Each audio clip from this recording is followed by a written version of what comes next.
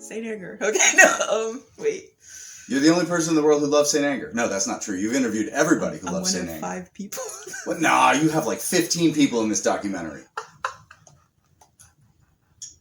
I'm interviewing you as your roommate, as you're interviewing me as someone who is witness to this process, right?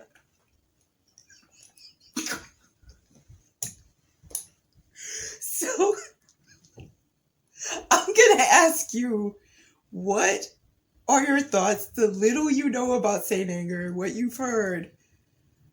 What would your thoughts be about my love for the album?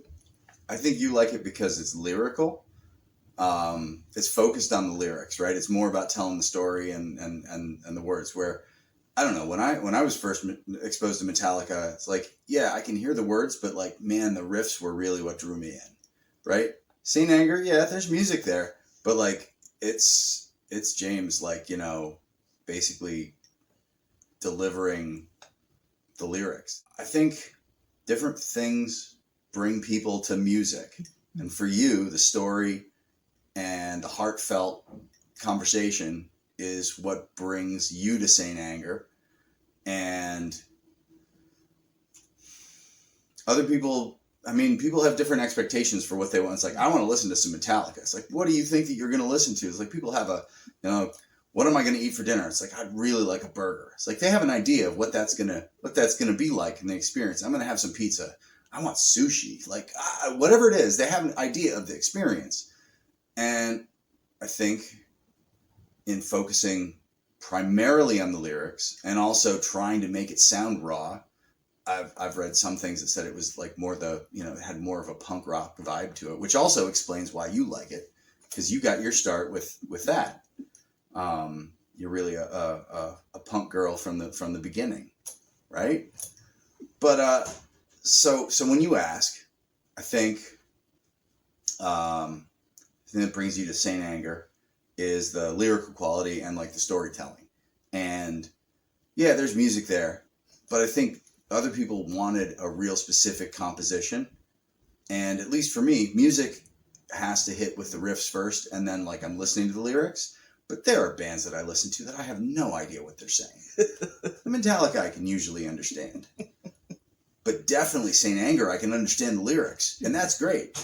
But there's also sort of there's maybe if you make that primary and people aren't expecting that, that's a different delivery than what they're used to. So you listening to it and you not necessarily focused on the lyrics, when you hear it, what are you thinking? Maybe it sounds like a little bit flatter. Okay. I mean, everybody focuses on that snare, but I think it's less about the snare being like kind of brassy or have a high timbre, and more about like it's so prominent. But if I think about like what does Metallica sound like, drums are there, but they're not so prominent. Just like the vocals are there, but they're not so prominent. So remixing it, I think, changes it.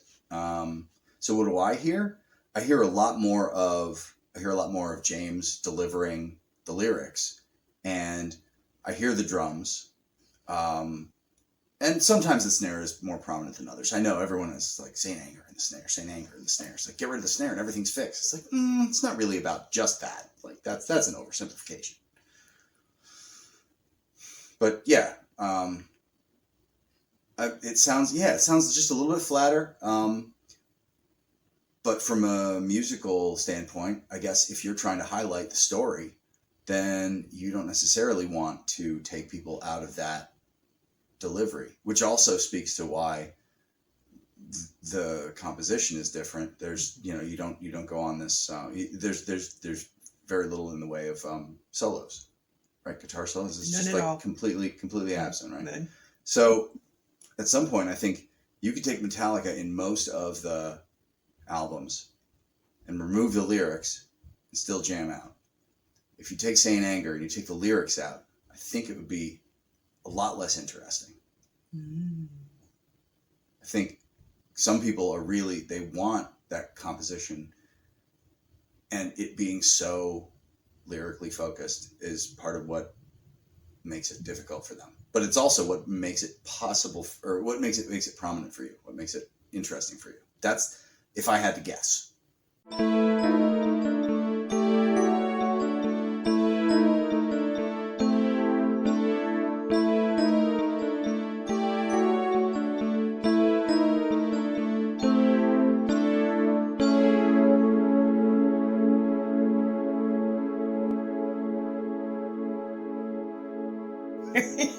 Wow.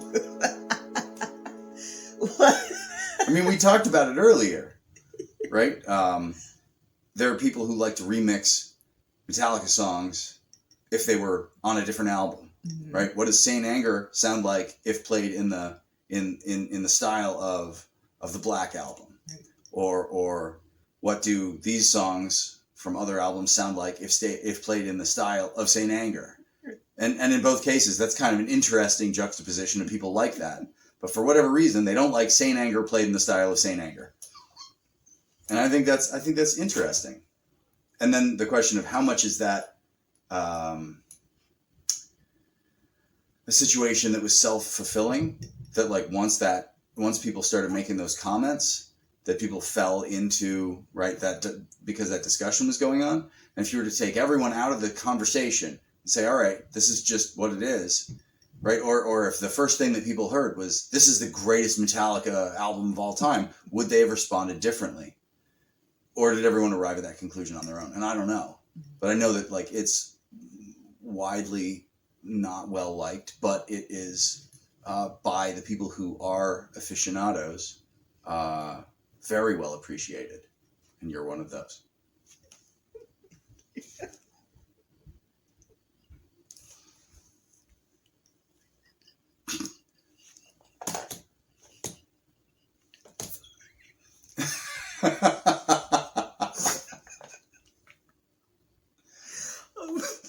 What am I? Is this not accurate to?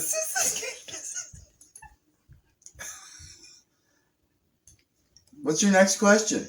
I had a closer relationship with Metallica earlier on, and became more estranged as time went on. But since you're very much a Metallica, I'm going to say aficionado, because every time I say you're a Metallica fan, you say no, not really. It's like, fine, aficionado then, right? Basically a fan by another name. But I remember several times we've watched Metallica concerts and movies and some kind of monster and Through the Never and so forth. And I thought it was really interesting that another property that is not well received, or has not been well received, has been Through the Never. And I watched it and I thought it was interesting and jarring and difficult to watch in places. And I think that was the point. And in other places it looked theatrical with a point towards, the type of theatrical delivery that Metallica is known for. The stage destroys itself, but really, like, what else is destroying itself? What is that a symbol for, etc.? But I thought it was really interesting when you said people didn't like it, but they're not really thinking about it as like this was a love letter to Cliff Burton, right? This was a way to show appreciation. It's like, what are we really talking about? And all of a sudden, that recast it for me. I'm like, that is a much more interesting vision than being a little confused and being like, it's jarring and so forth. But what are they trying to say? But if you say, think about what they're trying to say about Cliff, and all of a sudden it changes how I interpret it. Same kind of deal when you talk about how Saint Anger, when you listen to it, how it makes you feel and why it's important to you. And I have a better appreciation for Saint Anger because you appreciate it. And I think that's true for a lot of things. There are all kinds of forms of art or just intellectual endeavors or whatever else that's in the world. It's like, I can take it or leave it. The types of food. And then someone says, hey, let's go get that type of food, or I really want to watch this type of movie, or let's listen to this kind of music, or I really like this book. And at some point you're like, all right, well, I'm willing to go on that journey with you. And that person who is going on that journey and telling you why they love it and what it means to them, it recasts it in a new light. So I think you appreciating it helps me appreciate it more. You interpreting through the Never helps me see it in a different light. You liking Saint Anger helps me like Saint Anger. And I hope that your appreciation for it, I know I wouldn't say you're so much proselytizing, but it's like Saint Anger is an amazing album and it will be respected, right? But you mean it's like, it touches you and you find it abhorrent when other people are like, yeah, Saint Anger sucks, right? So I think it's useful when you find someone who's into something and they're not putting you on, it's like they're really into it, and it's like, all right, why do you like it? Because I don't appreciate it.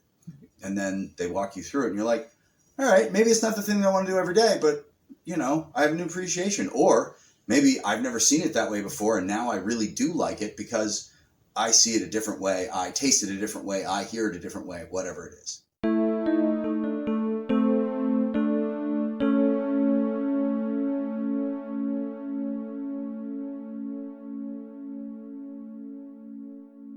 When did I first hear about Metallica? Probably like 2002 or 3 or something. I was 12 and 13. And like I'd had some exposure to them, but never really like knew what they meant or like what metal really was. And so as I entered my teenage years, I found myself more and more drawn to things like a little bit outside of the mainstream pop spectrum. So it was like Linkin Park, it was Nickelback, and then it was Metallica. And so that pretty much was the Saint Anger era. So I remember turning on MTV Australia and seeing The Unnamed Feeling with like no baggage or no real context for what it meant. And I was just like, yeah, this is pretty cool. I'm into this. And so I think at that point, I'd already listened to all the classic albums, right? At least up to the Black Album. And I remember buying Saint Anger, the Digipack with like the bonus DVD, which I still have, of course, and the fan club membership. And I remember listening to it and thinking like, yeah, this is long. This is kind of dissonant. It's not as fun as Master of Puppets, but okay. It's not bad. Not as bad as everyone says it is. And I think I gave it like a 3.5 stars then or something. And I think that it was probably after Death Magnetic came out and after I saw Metallica live in 2010 on that tour that I started really listening to Saint Anger more casually. And I found that every time I put it on, just my emotional engagement with the album would just get like that much deeper for some reason. To the point where like, Saint Anger is considered like a difficult album to listen to because it's very noisy and it's long and stuff. But I got to the point where like I was putting it on like every week or something and just like rolling with it, like the dissonance seemed to like really start to make sense and take shape. And so probably by like 2014 or 15, I had it in my head that this was a masterpiece. This is a 5-star album for reasons very different to the classic albums, although kind of similar to And Justice for All, in my opinion.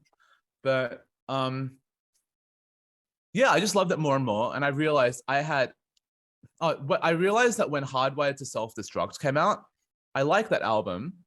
And I pitched a review of it, but I realized that I really wanted to write about Saint Anger a lot more. So by 2018, I pitched redbull.com, which is a bit of a strange website to be writing about music on.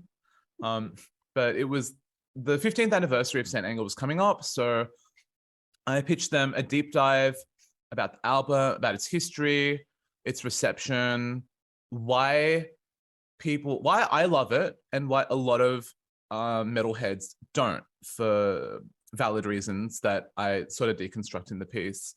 But it ended up being like, I think 7,500 words. Just like the deeper I dug, the more I got out of it. And that's been true of like every time I've listened to Saint Anger pretty much. But the scope of the piece is like, it kind of starts with, this is what is the essence of heavy metal? Like, why was it created? And the way I think of it is like, it's kind of this primordial sludge that came out of Birmingham, England, invented by Black Sabbath, Tony Iommi. It was very dark music with a little bit of blues in it, but it very much came out of like their life circumstances and their post World War II jobs, and being working class and factories. And we think of Birmingham and we think of like smog rising over the town. Or I don't know if that's true, I've never been there. That's how they seem to talk about it. So to me, metal started there, and it's had so many variations since. Some of them have been like darker and more extreme, and some of them have been poppier, which is totally cool. But to me, Saint Anger is like a band that Metallica sort of were a pop band for a bit for the 90s, but it's them like digging all the way into like the ugly subconscious and bringing it all out, exposing it for the world to see. And it's like, if you're on that wavelength, you get it. And if you're not open to it, then it's difficult, and fair enough. But, I wish that like more, basically by the end of the piece, I'm saying I wish that more metal bands would be brave enough to do things like this. Both like sonic aesthetic choices, but also lyrical and on a personal level and stuff. So yeah, I wrote that piece in 2018, and I've gotten a lot of really cool reactions. Like some people saying like, oh, this is ridiculous. Saint Anger is just bad. You're overanalyzing it. But also a lot of positive reactions, and also some people saying, I didn't really get it, but I really like vibe with what you're saying, because I think I gave a pretty fair analysis of like the negative viewpoints as well. I just want to have everyone represented in that. Have made a lot of good friends out of that, good connections. And also it's fun. It's a fun way to like respond to arguments, because it's like, instead of wasting my time being on Twitter defending Saint Anger, I can just be like, hey, I did it. Read this, catch up. Yeah, so that's 2018. 4 years later, I think that there's not really much that I would do differently about that article. Maybe I would add like a little more detail in places, but pretty much my feelings about it are intact. I don't love Saint Anger any less. In my personal life, like, I've come out as a trans woman about a year ago, and I think some of my personal connection to Saint Anger is this idea of like breakdown of identity, really. Because when Metallica were going into the recording process, they had just lost Jason Newsted. They'd driven him out by, basically kind of acting like brats, to be honest. Like James and Lars having, all the power in the band, but like never really being forced to reckon with themselves, or like the kind of adolescent like permissiveness that goes along with being a rich rock star. So to me, Saint Anger is then like reckoning with all of that. It is the therapy that they went through. It is them fighting in some kind of monster and being willing to kind of embarrass themselves and fall flat on their face, but making really great and really dark art out of it. One way that I describe Saint Anger is it's sort of like, well, yeah, it's like Purify, it's like strip the layers off.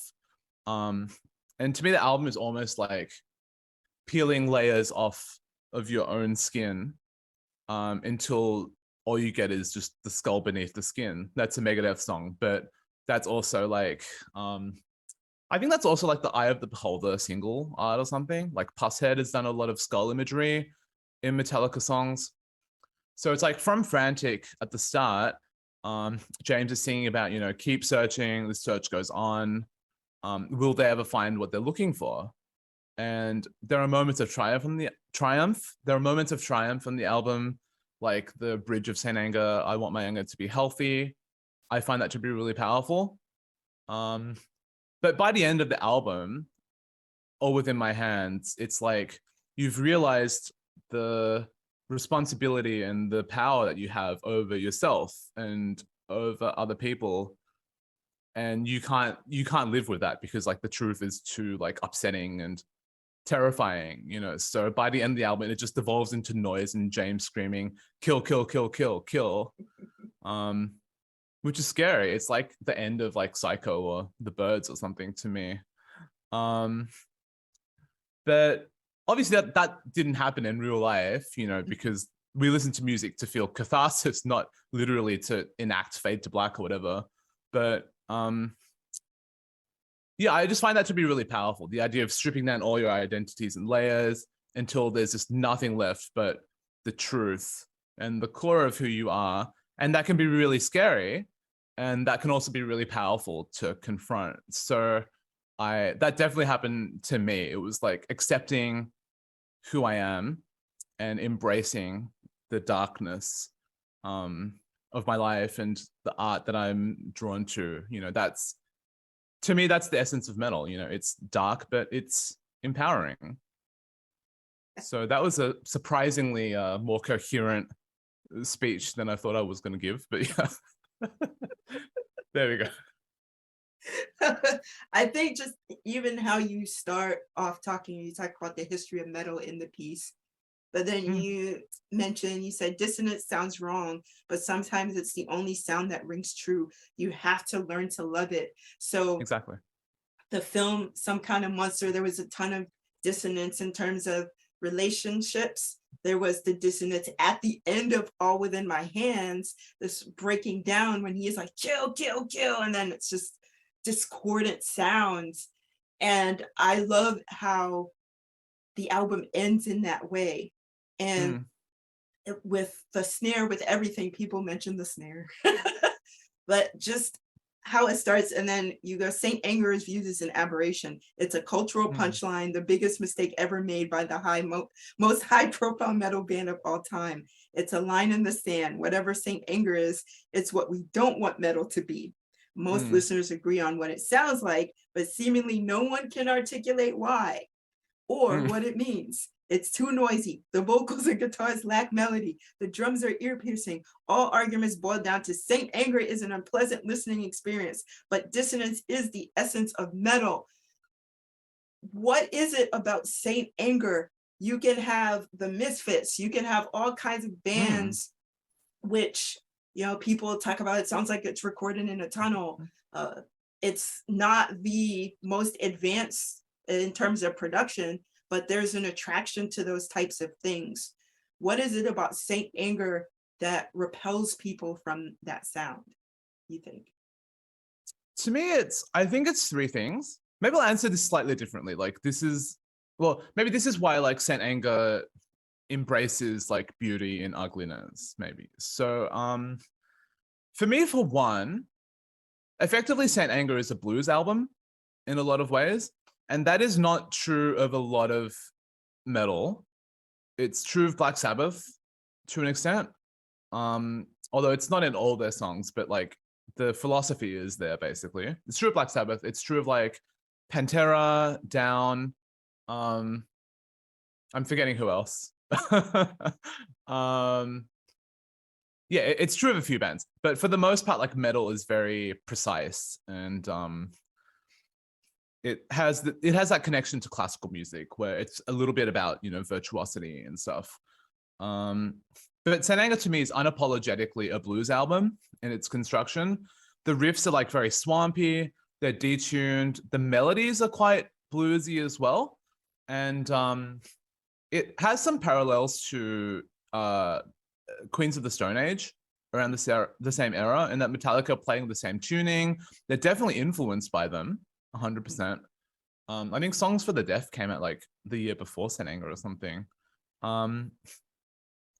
But to me, like if you actually deconstruct the songs to like the basic riffs and the vocal parts, and you played them acoustically, they sound like blues songs. Like when James has played the songs just like by himself, or like in whatever acoustic arrangement, they sound like blues songs. They're very simple lyrically. They're not, they're sort of autobiographical, but not really, you know? They're not nearly as autobiographical as a song like Mama Said, which is a country song, you know, but beautiful song. But yeah, to me, they just like resonate with kind of the history of rock and roll, like beyond like pre-rock and roll, what it was. Yeah, that like kind of swampy feel. And so so firstly, it's that sense of bluesiness. Secondly, the production is very strange, right? We can all acknowledge that. It's not a conventional metal production, but that's what I like about it. Sometimes people say the mix sounds muddy, and I don't really understand that. I don't think it sounds muddy. I think it sounds quite clear, but also very aggressive. Because you have to consider that this is an album produced by Bob Rock, right? And Bob Rock, along with Mutt Lange, is like one of the most technically gifted producers and recorders in rock history. He made the Black Album. I mean, he produced the Black Album, which is just a perfect recording, right? And so if you have to consider, like, if this is the guy who did the Black Album, why does Saint Anger sound the way it does? And the answer is it's on purpose, right? They wanted to do something that sounded in your face, but because it's Metallica and because it's Bob Rock, like it doesn't sound like your average garage band of like, you know, four dudes banging it out in San Francisco or whatever. It sounds very strange. It sounds kind of alien. Like you have the really murky, detuned guitars, but you also have the drums, which are both in your face and also very like atmospheric in a way. Sometimes you have a lot of like floating cymbal parts, stuff like that. So the combination of the production sounds kind of alien to me. Like there are other albums that sound a little bit like it, but none with that specific combination of factors. And Bob Rock has talked about this in interviews, in that he wanted Saint Anger to be, I believe, Metallica's equivalent of Raw Power by Iggy and the Stooges. The Stooges, right? Yeah, and that's again an album with like an insanely hot master. I think it was mixed by David Bowie or something, and they just like cranked it all the way into the red, to the point where it was a little bit painful to listen to, but again, purposeful and kind of cool. Like I don't want every album to sound like that, but the ones that do have a kind of purpose to them. All right, what was my third point? My third point was the song structures. Saint Anger is, if you listen to every song individually, they're all like 30% too long, right? But if you, they have a lot of repeated sections. Like there's always like one more verse and one more chorus than there should be. And like obviously no guitar solos, which I think is fine. It's a stylistic choice. The songs don't sound better with guitar solos, in my opinion. But respect to Kirk. Yeah, they're very long and windy structures. And in my opinion, I mean, that's definitely intentional as well. Like Lars and Bob Rock famously would stay up all night, like editing the takes together in Pro Tools. The songs, like that, you know, they were recorded kind of piecemeal, and like then the band kind of went back and learned the actual like recorded structures for like live performance in the Saint Anger rehearsals DVD. But I think that twisty structure over the course of like 75 plus minutes serves a purpose, which is it's almost trying to pummel the listener into submission. It almost puts you like into a kind of trance if you can get on its wavelength, if you can stop like resisting and fighting the dissonance And if you get on its wavelength, it's just like this chaos all around you, this emotional and musical chaos, with the snare like piercing through like an anvil. And it's just really beautiful. You know, like I can put it on when I'm happy, I can put it on when I'm angry, and just like the world makes a bit more sense to me, you know?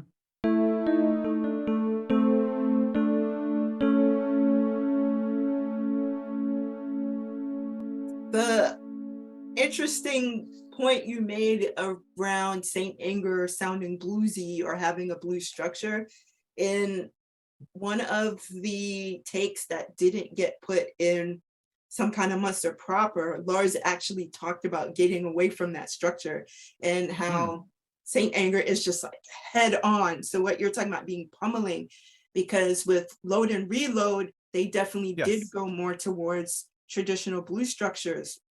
Yes. And it's interesting you mentioned that, because Lars talked about getting away from that with Saint Anger.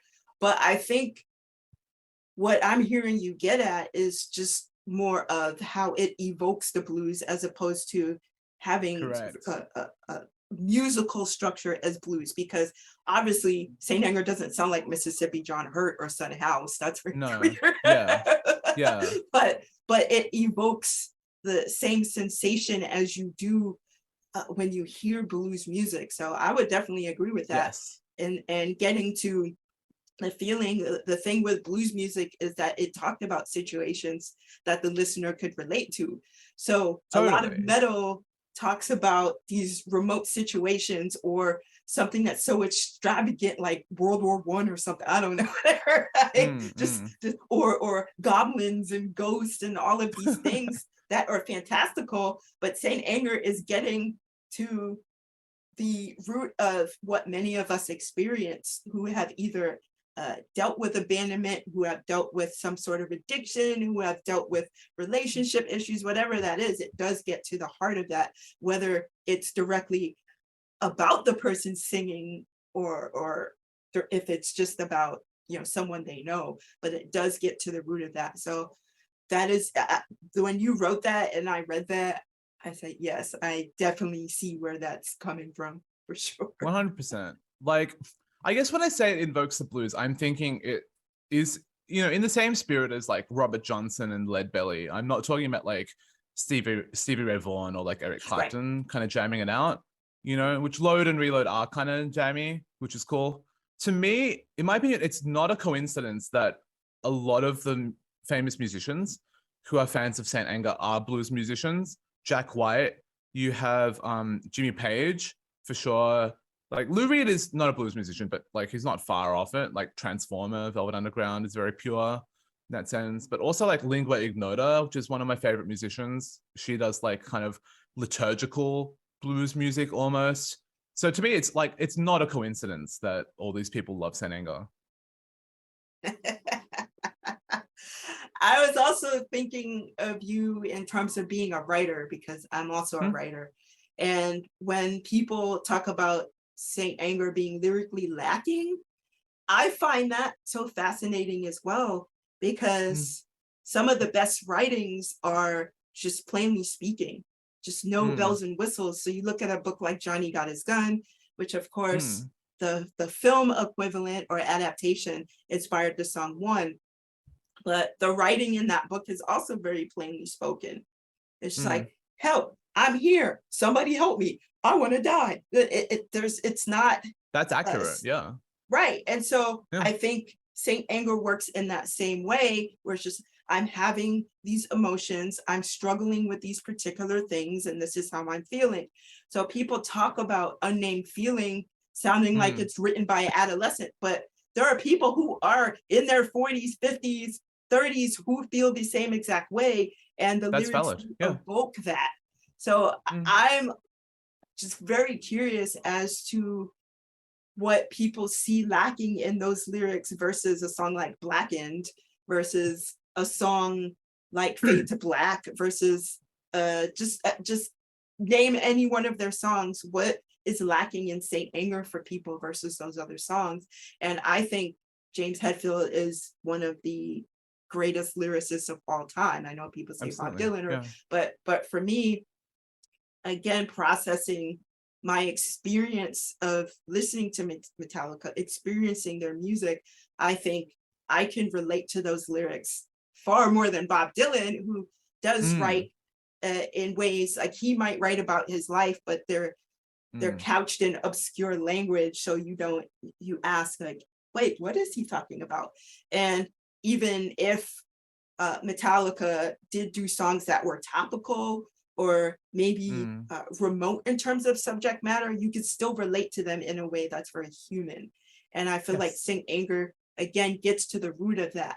So what are your thoughts as a writer? What attracts you to these lyrics? I think the reason people don't like Saint Anger's lyrics or criticize Saint Anger's lyrics comes down to like the male power fantasy that is metal, actually, right?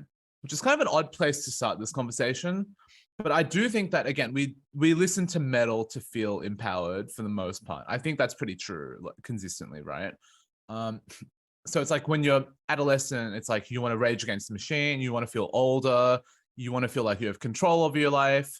As an adult, similar, but like you don't want to be put back into like your old adolescent headspace of like uh uncertainty, basically, and of angst, or whatever you want to call it.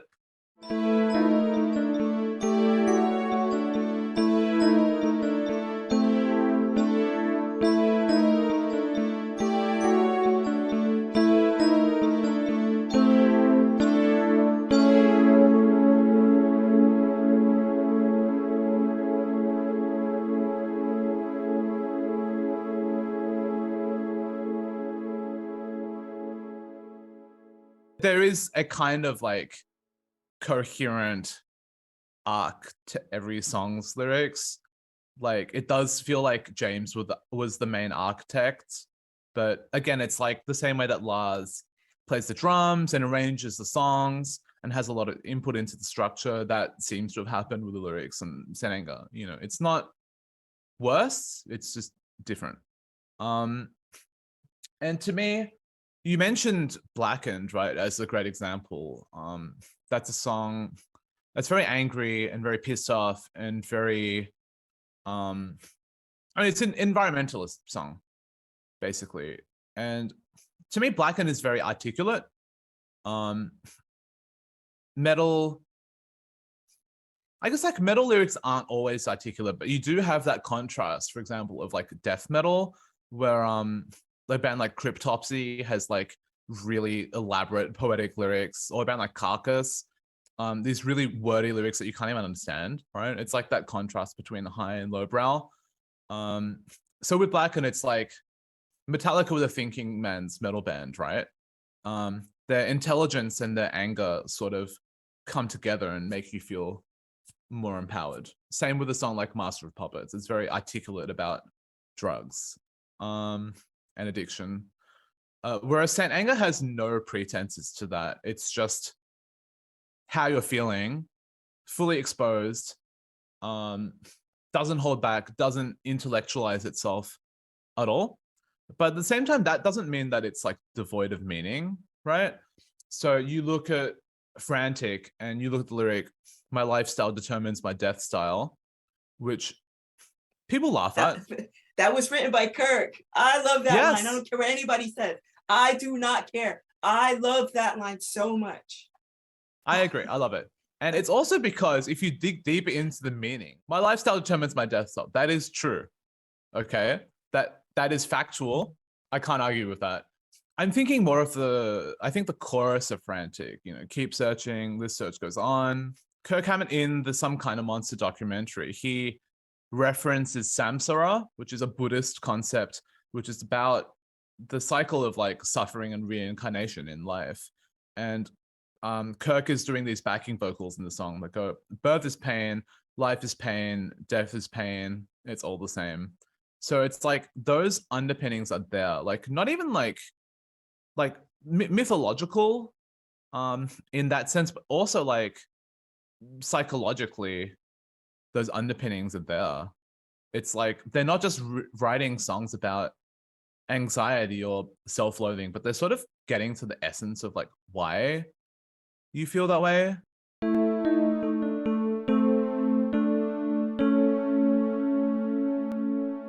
Even a song like Dirty Window, um, I stare at my reflection in the window. It looks different, so different from what you see. Projecting judgment on the world. This house is clean. What does that mean? It just means you're someone who's incredibly insecure, and has a very different self-image deep down to what other people see of you. But your way of soothing that insecurity is by judging other people and not working on your own insecurities, your own base traumas or whatever. Like, it's all there is what I'm saying. You even a song like My World, which has some kind of some silly lyrics like motherfuckers get out of my way and all that. It still has the lyric, not only do I not know the answer, I don't even know what the question is. That is like a perfect philosophical conundrum. You know, it's all there. It is all there. But again, Saint Anger just voices all these things in a way that it doesn't always feel empowering, even though the music is, you know, like it's heavy music, but it's very like interior in its lyrics and in its production. You know, it's a very, very much a headphones album for me. It's not as much like a fist pumping live die, die, die album, you know? When people listen to music, they don't necessarily take it in, and they are possibly looking for something to identify with externally. So Yes. it is like that die, die, die. You go to the concert, sing Creeping Death, it's like die, or even if you do Memory Remains, you're going, whoa. So you're connecting on that level. But Saint Anger, in a way, whether or not that was the intent, I think a role that it does play is to force the listener to also look within themselves and to connect with that side and to go, you know, am I enacting these same kind of things onto people? Am I enacting these things onto myself? Exactly. And to ask those questions, those are hard questions to ask.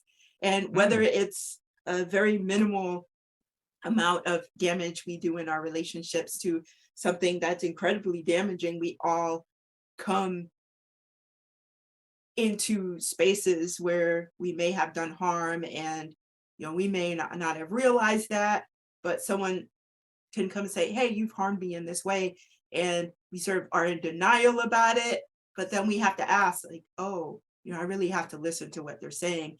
And exactly. I think that, you know, the songs do grow into that, because you listen to All Within My Hands. I think that the song in a way is it two characters speaking. So it is someone who has been abused, or, you know, again, looking at different facets of it. So because Metallica's always saying, you know, the songs, you know, however you interpret it, that's how you interpret it. So I'm interpreting it as the both sides, where someone who is the abused speaking, as well as someone who is the abuser speaking. Invisible Kid, 100%. Invisible Kid, same thing. So, but you listen to All Within My Hands, it's saying, you know, I let you run, then I pull your leash. So this is someone who's possessive in a relationship. As a person who has been in a relationship where someone is very possessive and abusive, I can identify with that. I can empathize with that person who does have the leash pulled. And as a person who has dealt with abandonment, I also recognize the harm that I've caused people to try to keep them, you know, at my side. Don't leave me. So it may not have been considered abuse in the way that people think of it, but I know that I have caused harm towards people because of my desire to be closer to people. And so listening to All Within My Hands, I see all of those sides. And then just the acknowledgement, the fact that in this record, they can acknowledge, James specifically can acknowledge, you know, I have pushed people away because of whatever abandonment I faced, but at the time possibly not realized it. And then writing throughout the song, you just see that realization happen, because even when he's going kill, kill, kill, notice when he's first saying it, his voice is kind of clear. So it's like kill, kill, and then he's like, ah, by the end, it's just wow. So, and then yeah, you have the guitars, just discordant guitars. So I feel like, yeah, I took somewhat, unknowing pleasure in doing this harm to people. But as the song goes along, it's like, oh wow, I really am doing harm to people. And so And you yourself, just yeah. and yourself. So you see that. I feel like the album does tell a solid story, and there are various chapters. And I don't think this, as you mentioned, I don't think this is an album you can listen to with individual songs. The songs really hold together, telling a full story. It's like Stevie Wonder or Marvin Gaye. Like, you cannot listen to their albums as individual songs. Like, they make no sense, which is why the songs are pieced together.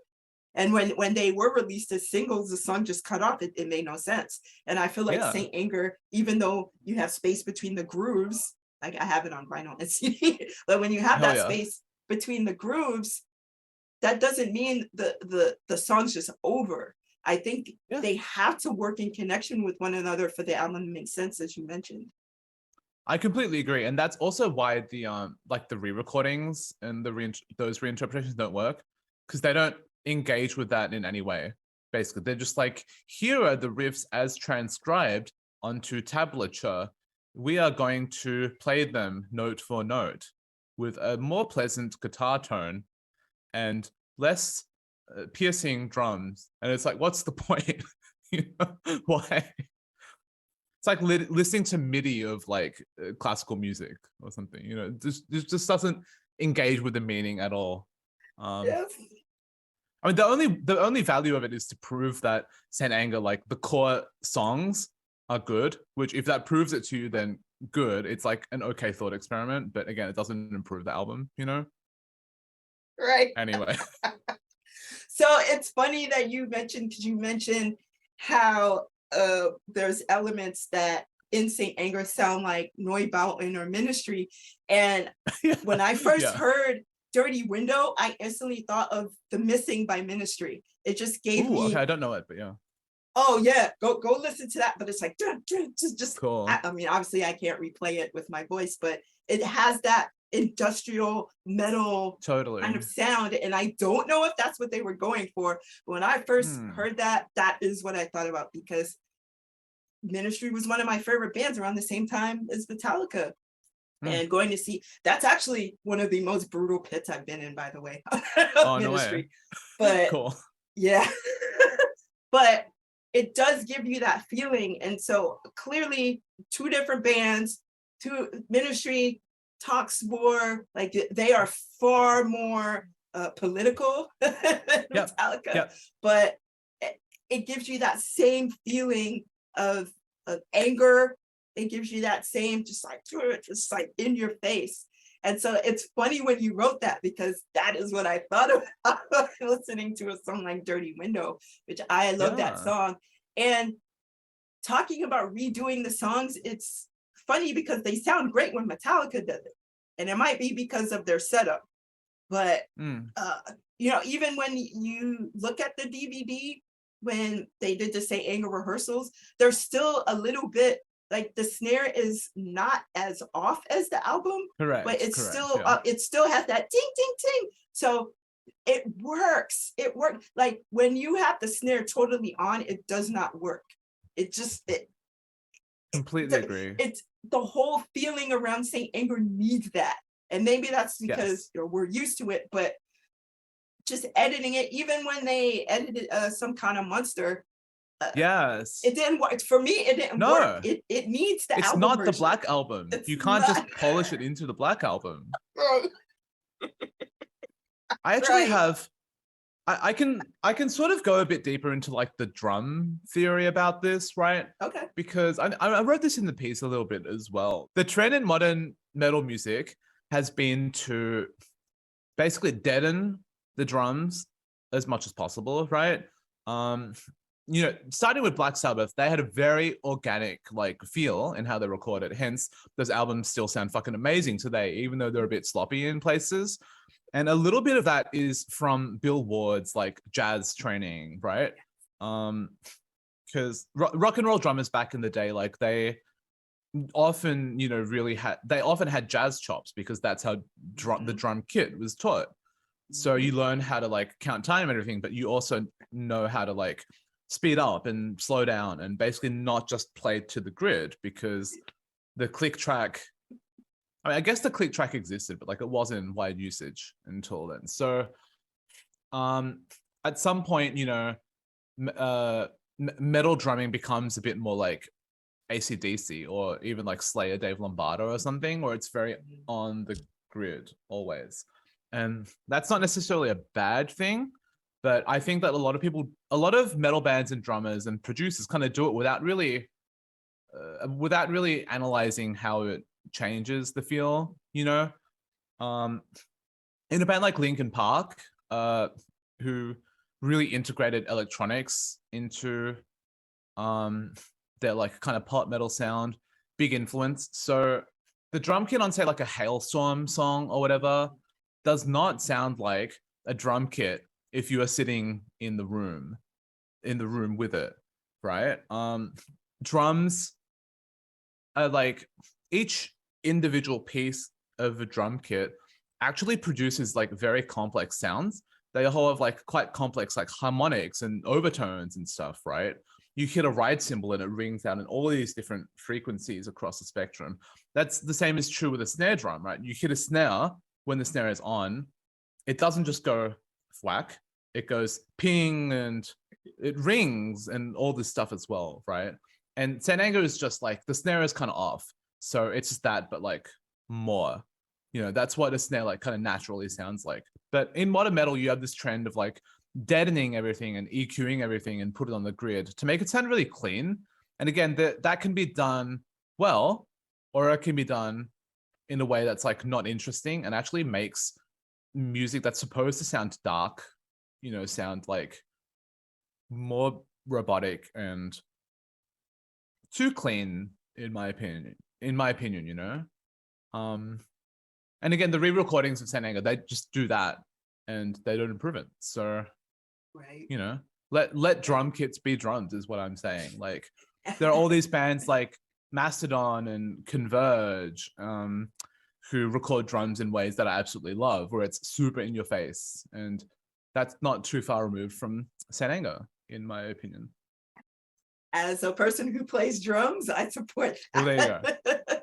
But you do mention, you say for entire sections of music, Lars, I love Lars, makes the curious choice to leave out one drum. In All Within My Hands, he plays up-tempo thrash beats without a kick drum. On the pre-chorus of The Unnamed Feeling, the snare abruptly disappears. On most metal songs, breakdowns are supposed to groove, like the climax of One. Instead, Lars plays Saint Anger's many breakdowns with toms, but no cymbals, something like a drunken wounded golem that's fallen and can't get up. Most unnerving are the verses of The Unnamed Feeling, where Lars rides a crash cymbal, but you can't actually hear him hit it. His swirling disembodied cymbals just hiss nightmarishly with no beginning or end. And to your point, Lars grew up around jazz. Yes. His father wrote for the paper about jazz music. Lars was around jazz artists. So I think part of that, his playing, he started playing as a kid. And so I feel like that rubbed off on him in a way. And you can look at a song like For Whom the Bell Tolls, which kind of swings a little bit.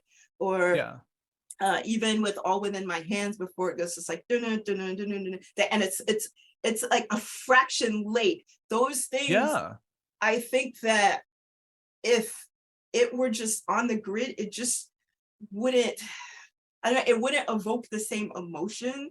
It wouldn't, it just wouldn't be Lars. And people, oh, well, he needs to know how to play in time of it. And so somebody was telling me, and I absolutely, just a light bulb went off when they said this. So somebody told them, and then they said to me, to understand Lars, you have to understand jazz playing. And that made so much sense. It's like Billy Cobham is one of my favorite drummers of all time. Yeah. And there's so many drummers who were inspired by Billy Cobham. There's so many drummers inspired by Max Roach. So many drummers inspired by all of these drummers who do odd timings or just and so to not understand that your favorite metal drummer does not strictly listen to metal. They listen to jazz, they listen to R&B, they listen to all of these forms of music that do have a bit of a groove. Then you understand that why some of the things are as diverse as they are. Like if all you listen to is metal, you're no. None of your favorite metal artists only listen to metal, so exactly. Why should you? Exactly. I think that Lars is like he is my favorite drummer of all time, right? Which is really, you know, to do with his role in Metallica and the role that his drumming plays. But the way that he hears music is just so fascinating to me. Because you mentioned the jazz influence, and that's very true. But I also get a lot of like, a lot of Keith Moon, a lot of John Bonham, in the way that, well, Keith Moon, like, very impulsive player, right? He was always living in the moment. John Bonham, huge groove, right? Just like the ultimate rock groove drummer. So many songs on like the Black Album and Saint Anger definitely nod to that. But also like AC/DC, weirdly, like Lars is such a weird combination of all of those philosophies. Like not always at the same time, but it's always kind of there, right?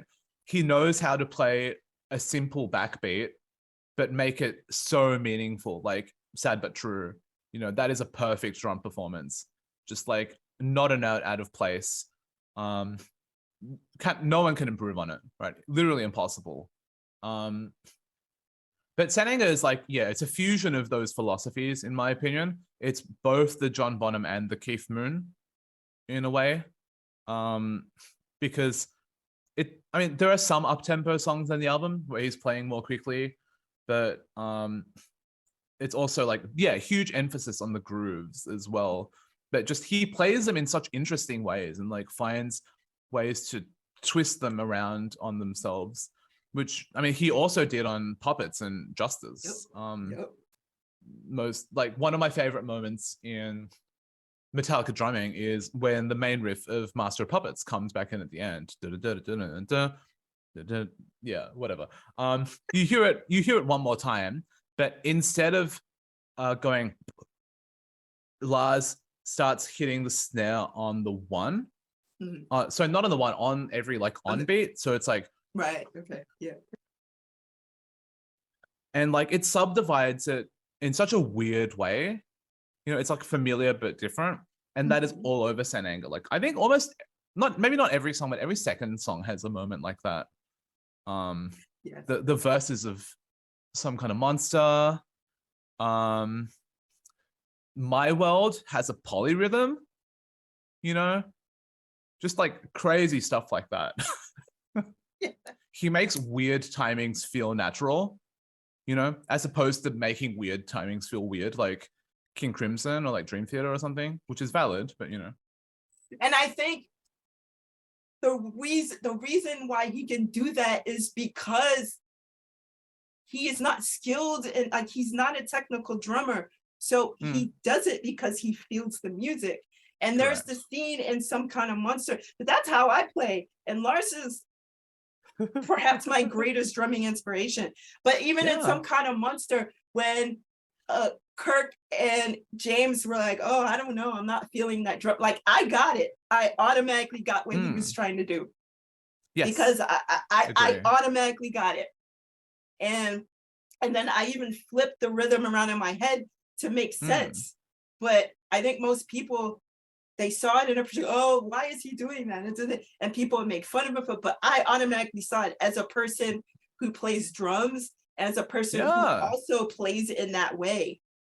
Like, Yes. I am a person who always plays with strange rhythms. And Yes. so I totally got what he was trying to do. And he's like, well, I'm trying to do something different. So even how he was trying to describe it, it's clear that he doesn't know the technicality of it. He's like, this is what I was feeling at the time, just trying to do something different. And I totally empathize with Lars there, because like, I understood Completely what you were agree. trying to do. I understood. Yeah, not everyone. You don't have to be a Berkeley College professor. You know, like Hendrix didn't know how to read music, and he's a better Right. guitarist than everyone. Yeah. Yeah. I understood that. I felt his pain that people didn't know what he was trying to do. Totally. I think also that's what the process of writing music looks like. Yes. You know, if you don't fuck up, then how do you come up with anything good? You know? Exactly. Just this And illusion that like all these songs come out fully formed and perfect is like it's not true. You know, that's not how it works. Right. And even I think James Hetfield talks about this is the album that was necessary for us to do at the time. And just even the process of seeing, he's like, well, I'm not feeling it right now. Just seeing his insecurity, his doubt, to see that process. I think that was important to see that process, because people think of James Hetfield as this like powerful, like I saw one thing, somebody said, oh, James Hetfield holding up the world since 1983. So that's what people expect of him. So when he's in Brazil saying, you know, I'm feeling really insecure right now, people are like, what do you mean? You're James Hetfield. You're the riff master. You're the riff god. It's like, he's human. Totally. So that is what we're seeing on Saint Anger, and that is what we saw with Some Kind of Monster. No one can be an Atlas. They're all, you know, like no one is Atlas. So stop mythologizing living humans who have real experiences, who have pain, who have insecurities, which is like, because he understands that people see him in that way, he's gonna be like, I cannot fulfill that. I can't live up to that. So now I'm insecure. I'm getting old. And so people need to understand that and stop mythologizing James Hetfield, stop worshiping any of these people, and stop, just no. To me, yeah, that's the value of an artist. It's that they are able to channel this energy and power in a way that uplifts people and is inspiring. But also that comes from somewhere, you know, which is not to say it doesn't have to come from like trauma or suffering or something, but it has to come from, I think, some kind of like real self-examination. Yes. You know, like what doesn't kill you makes you stronger. It's a cliche, but it's also true. What don't kill you make you more strong. Yeah. You rise, you fall. Yeah. But then you asked, can one truly change? You said, Saint Anger's final track, All Within My Hands, answers frantic with a resounding no. And I think that people can change it. We see, of course, Saint Anger, I see that as the redemptive arc of Metallica, because you look at how they were before and you see them now. So I think people are able to change, but I think that if you don't do the work on changing, I think the answer would be no. But I do think they all made a conscious effort in order to not just survive as a band, but as people. They knew they had to change in some way.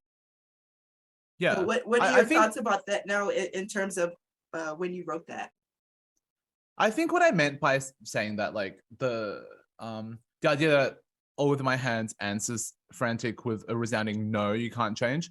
I think what I meant by that was that in the context and the story of and the world of the album, to me, it's saying if you don't confront yourself, then you'll never change and you'll die. Basically, you'll go out yelling kill, kill, kill, kill, kill, whether it's to yourself or others or something. To me, that's like, in the context of Saint Anger, that's the resolution that we get, which is not a pleasant one. Obviously, in real life, the message we're supposed to take away from that is fucking do the work and change and be better every day. It doesn't always have to feel as dramatic as Saint Anger, but sometimes it does, and that's honest. Um, yeah, I mean, Some Kind of Monster and Saint Anger are so intertwined. In a lot of ways, I think both.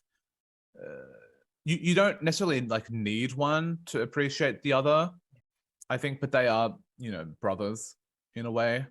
Um, I think one reason that people don't like bits of them, or or why people laugh at bits of them, is like it's linked to the idea of like cringe or embarrassment.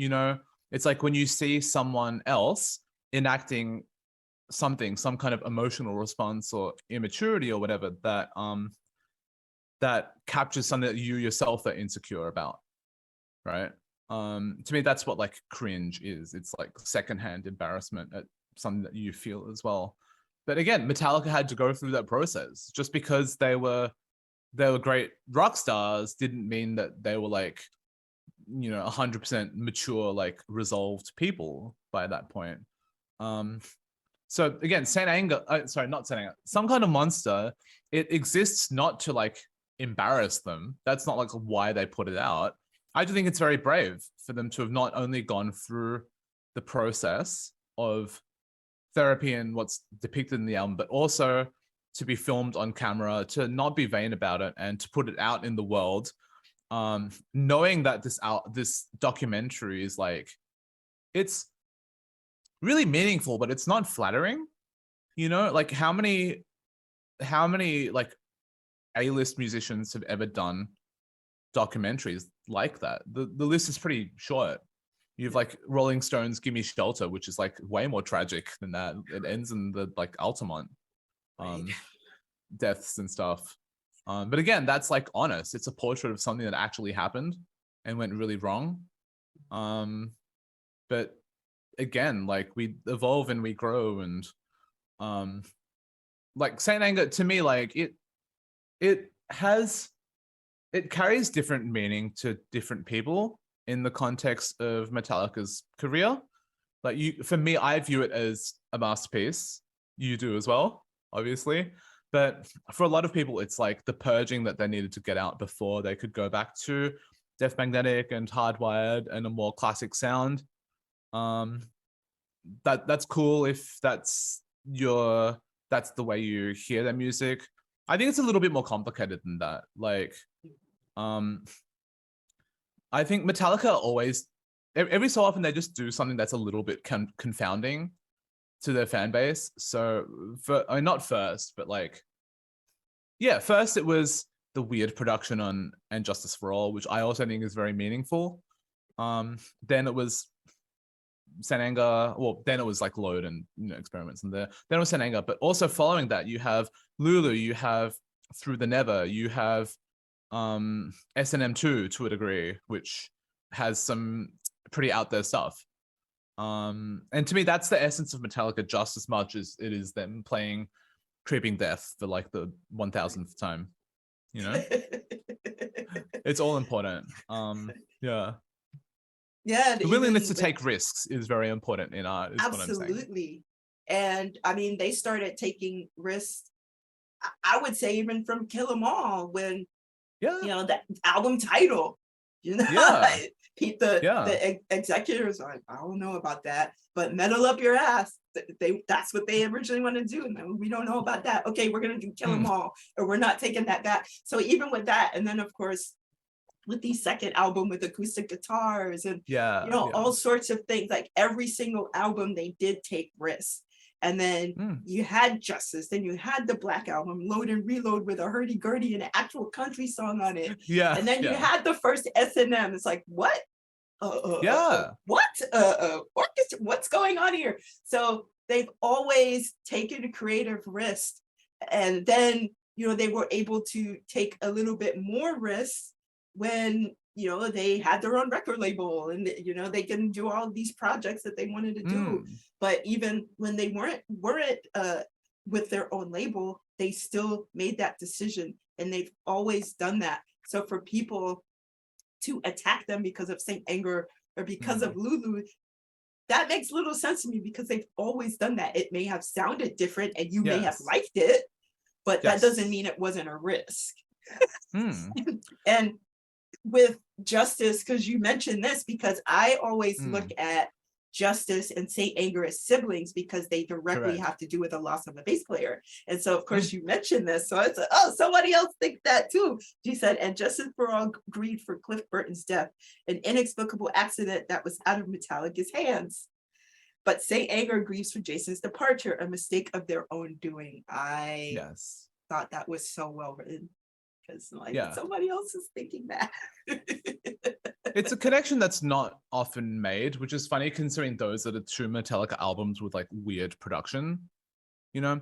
But again, you just ask yourself, why does Justice have almost no bass? It's because they were grieving Cliff. Right. And that absence creates a kind of uncanny feeling that to me makes the music like, it makes the album and Justice for All a bit less fist pumping, but it makes the music more emotionally resonant and more bleak in a way that I really love.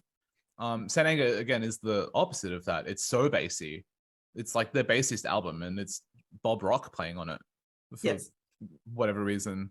But that to me that's meaningful too. You know, it's a bit the subtext of like grieving Jason's departure is there, but again, it's a bit more personal, I think. Right. Mm.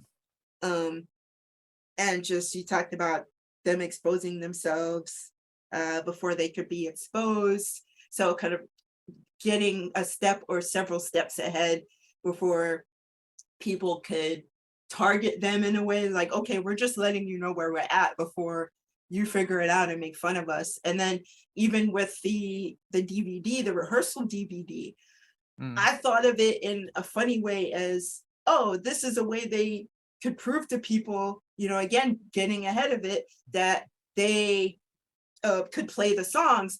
But then I started thinking about it. I'm like, no, this is a way for them to introduce Robert Trujillo.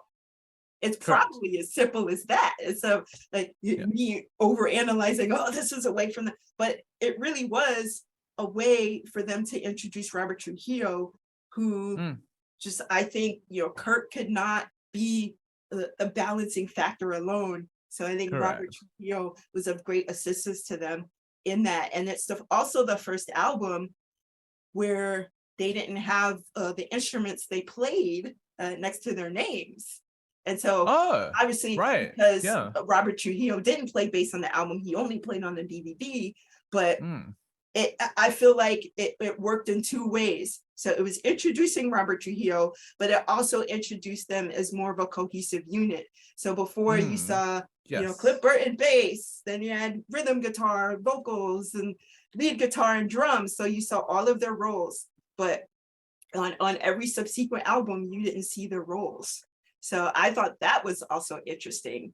If that my guess is that it's, you know, they you know, introduced the names, but because, you know, that it's more of a pragmatic thing.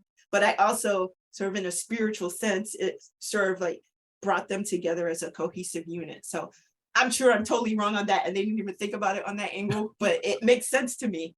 I think a lot about that stuff. I get it. Yeah, I've not heard that interpretation before, but I really like it. And yeah, like one of the triumphant threads in Some Kind of Monster is them doing the bass auditions and finding Rob, who's kind of a musical soulmate, and treating him really well. You know, it's their chance to have a do-over. They give him like the $1 million like fee for joining the band, which is crazy. I don't know if that's ever been done before or since. But they could afford to do it, and it was it's a sign of like loyalty and like kind of Metallica having a bit more of a flat structure hierarchically, even though James and Lars tend to write the songs. You know, one thing that has happened that would have been unimaginable back then is like Kirk doing his solo EP Portals, which, you know, back in the day it was taboo to even think about stepping outside Metallica lest you detract from the structure and the machine. But now it's like, Kirk, yeah, you know, go ahead and have your project. It's only going to create more interest and like, you know, make Metallica feel like more of a family. So awesome. You know, they've definitely healed interpersonally in that sense. It's really worth watching This Monster Lives as well. which I Yes. think is on Netflix, Yes. but it's like that short follow-up documentary to Some Kind Right. of 10, Monster 10 about 10 years years later. later. Yeah. And Yeah. just seeing how zen James is in particular is like really beautiful to me. Like he's Yeah, come a long way. definitely. And I wanted to ask you about that because you did talk about, in a way, sort of the toxicity, or specifically Mm, toxic masculinity of metal. mm, In, looking at Load and Reload, to me, Load walked so Saint Anger could run, because there were also a lot of personal lyrics there. But mm. also during that era, you had Kirk and Lars doing their thing. And so for Yeah. me, I'm just gonna say, as a queer kid back then, seeing that, Whew, it just made me like Metallica more. So as being a 15-year-old kid, seeing them in concert, it's like, I'm just, there's so, And then I saw Kirk, and it was like, okay, he's really shy like me. And so, Mm, and then to see Kirk and Lars, and to see their explanation of it, we're countering the toxic masculinity. correct. Clearly, there have been times where Kirk and Lars have performed toxic masculinity. So, they're not excused from that. But just seeing that element, it just endeared me to Metallica more, to see that they were actively countering that, or at least a couple of the members of the band. It just, yeah, it resonated with me in that way. And then also, just to see Some Kind of Monster and listen to Saint Anger, it also resonates with me in that way. It's very clear there's still some traditional, how this society views traditional masculinity. Clearly that was there Totally. in the members of Metallica. But just as you're saying, to see James and how much more comfortable he is in himself, he doesn't have to perform that extra toxic masculinity, and he can be vulnerable on stage, and he can be vulnerable in an interview, and he can be vulnerable with his brothers in Metallica. So there's different ways to display masculinity, but it doesn't all have to be toxic. I just love that. And then the other element of being honest in the lyrics and being vulnerable. So it was a combination of all of that.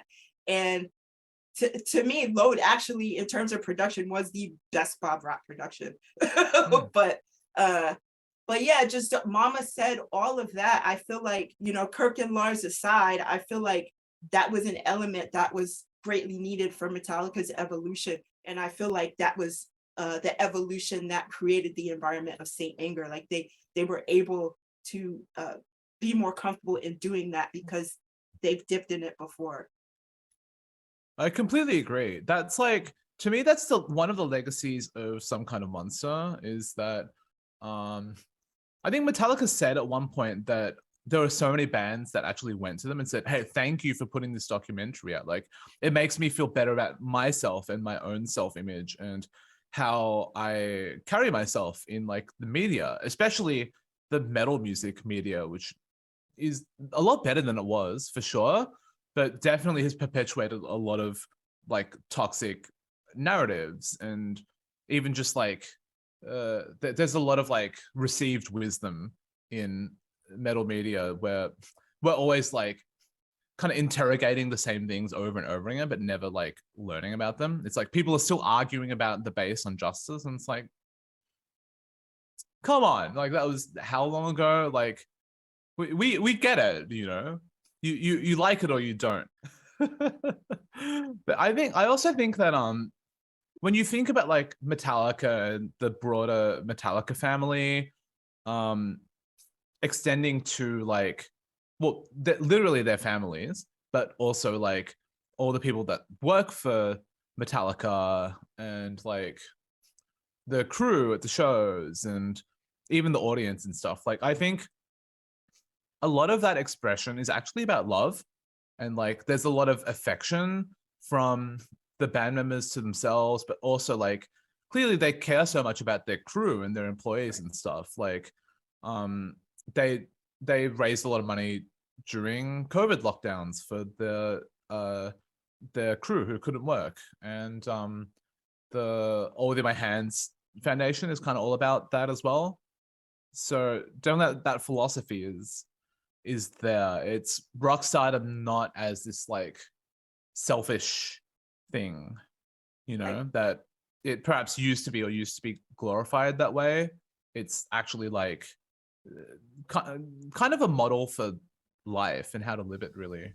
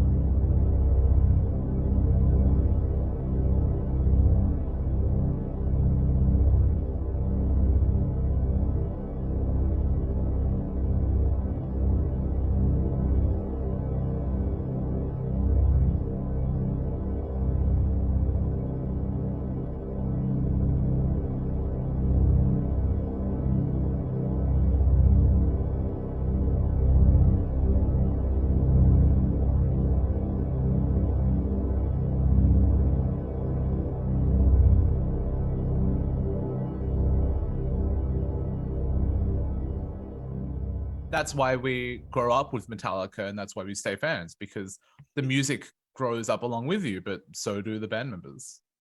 Right. And to your point, I think All Within My Hands is the perfect name for the organization, because the song obviously is talking about, I have all of this in my hands and I can abuse it. Like, I have the upper hand, I can abuse it. But they have the platform to be able to help people. They have the platform to be able to bring light to particular issues.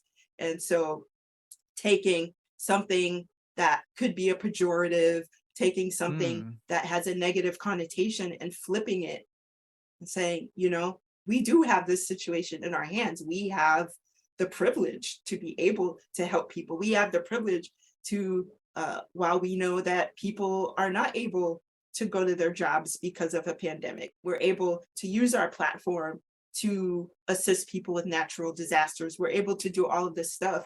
And so I think that's another way that Saint Anger works. It's another way that they've able to utilize the work they did on themselves to translate that into really doing better work in general. And that is not a side that people necessarily talk about, because again, people focus on the snare. Oh, James Hetfield, he's not singing in tune. I can't believe people focus on that. And I also want to see what you think about this, because I feel like as they were doing the press runs for Saint Anger, they were sort of rationalizing the lack of guitar solos, even though Kirk was trying to advocate for them. It was just like, we cannot do what's trendy at the time. And, you know, so both James and Kirk would have preferred guitar solos. And, you know, so there are a lot of things that they didn't necessarily agree with the process, but, you know, they in the end rationalized it and made sense of, you know, what they were doing. And I don't argue with that, but I do think that James Hetfield was the most realistic about it because I think like largely what he was going through, but he does say listening to Saint Anger is somewhat of a chore for me. It's cool. I get it. He said it's cool because it's raw and in your face, but it has just one dimension. You know, this is anger and here it is. I don't see it that way. I mean, again, he was the person who was in the process of creating it, but I don't see it as just being angry. I see it as redemptive. Yeah. I think Saint Anger, you know, it's very much like the album cover where it's kind of just like red and black, right? But it is a very deep exploration of the whole idea of anger and, as you said, redemption and everything surrounding it. It draws a lot of like different colors out of that and a lot of textures and a lot of meaning. But it's compared to an album like the Black Album, certainly there's a lot less contrast in the music than that. So maybe that's what James is referring to, like that kind of dynamic contrast. Guitar solos. I think that my basic theory is that guitar solos, typically add melody to a song. There are exceptions like Slayer or Meshuggah, bands like that who are able to solo in a really dissonant way, but that's pretty rare. You'll even hear bands like Testament or Exodus who kind of play, in my opinion, sometimes like overly melodic solos over a dissonant backing, which like doesn't really make sense to me. Saint Anger to me is like that. It's like if you add guitar solos, then you're adding in melody and this kind of like technical flair that like is counter to the primal dissonant intentions of the album. And if you listen to them play the songs live these days, and when they do have guitar solos, like it's a cool moment, but I don't think it adds to the songs because clearly they weren't written that way. It's always like, it goes off on a little bit of a tangent and then comes back to the song, which is not what you get with like any Metallica song that does have guitar solos on it. So it's just different. The argument about whether it dated the album or not, I disagree because firstly, Saint Anger doesn't sound like fucking anything. It's not dated. It's completely off in its own universe. Okay, yeah, new metal bands didn't play guitar solos, but whatever. Saint Anger is not a new metal album. I wouldn't even call it an alternative metal album because, again, to me, it's pulling from like blues more than anything. But it does share some like philosophies in common with some of those bands. I've referenced System of a Down as an influence. They're very like stop-start, janky rhythms and like bursts of aggression. Korn to me are kind of important. Like I don't know if Metallica were fans of them, but again, they were significant for not like Nirvana, taking this style of music and just like getting to the core of it, the trauma, the raw expression, and that to me exists in Saint Anger as well. But again, it doesn't make it a new metal album. I like some new metal. There's good stuff out there. Some of it was just the trend, and some has kind of stood the test of time. I don't know. Different conversation. Yeah. So what are some songs you connect with the most on Saint Anger? All of them, but I think for me, the point at which you learn to like love Saint Anger is when you love Dirty Window and Invisible Kid. Dirty Window, again, it comes after 3 singles that are actually a little bit more melodic than some of the other songs. And Dirty Window is just fully in your face. It's just like clang, clang, clang, clang, clang, clang, clang in the intro. And it's basically a hardcore punk song. It's like Discharge, if you know them. Great British hardcore band, fucking incredible. And it's like that level of aggression, and it's James yelling, "Projector, Rejector," and I'm just like, yeah, this is fucking awesome. It's like, it's it's in your face, it's confronting, it can be off-putting, but once you get onto the wavelength, it rules. And Invisible Kid is like a little bit the opposite of that. Like it's maybe the least empowering song on the album. It's very strange because it's like 8.5 minutes long, very recursive. The lowest tuning Metallica ever used, which I think is A flat.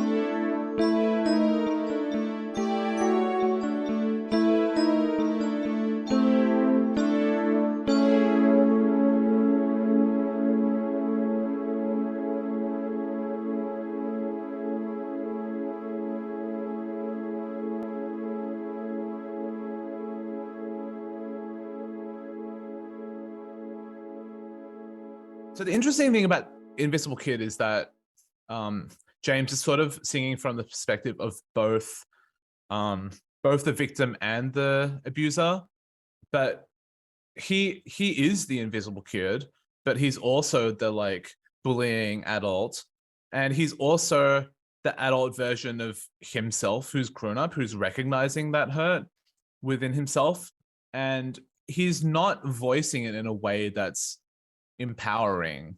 Again, it's, oh, I hide inside, I hurt inside, just to show you. That, which to me makes it one of the uglier songs on Saint Anger, apart from maybe the ending of All Within My Hands, because it's so internal and it's so like about wanting to like shrink yourself and like not be seen by the world. But yeah, to me, once I learned how to like embrace Invisible Kid and get with like not only the super heavy swampy groove, but also the really like dreamy nightmarish chorus, that was like the point at which I realized this album is a masterpiece. And then you said, I thought this was great. You rounded out with sometimes 75 minutes of wrongs do make a right. Nobody's perfect, but Saint Anger is. You're the only person I've ever heard besides myself to say that Saint Anger was perfect.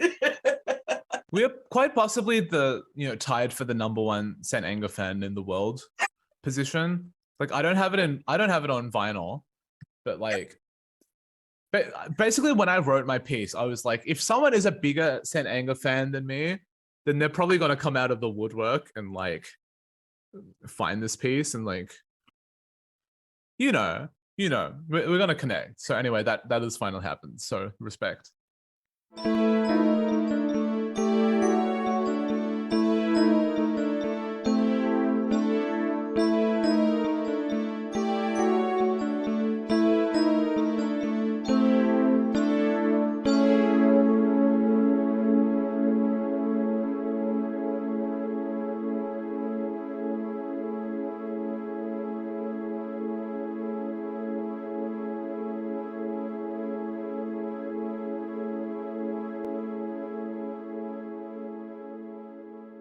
To me, the purpose of me writing that piece was to get all my thoughts out in a coherent manner, which I've done, I think. Not just about that one, but all the stuff surrounding it and whatever. To me, like I wrote the definitive Saint Anger piece for me, though. And even as we've talked, I've realized that there are other things that I would expand on now if I'd written it, like some of the like psychological underpinnings of it about trauma and abuse. I understand a lot better now. Like I grasped them okay then, but now I really know a lot more. But the whole point was to like start a conversation and start a discourse. And I was hoping that when people wrote pieces saying like reevaluating Saint Anger in the future, which because it's metal, like they'll never stop, they'll never stop reinterrogating the same thing over and over again.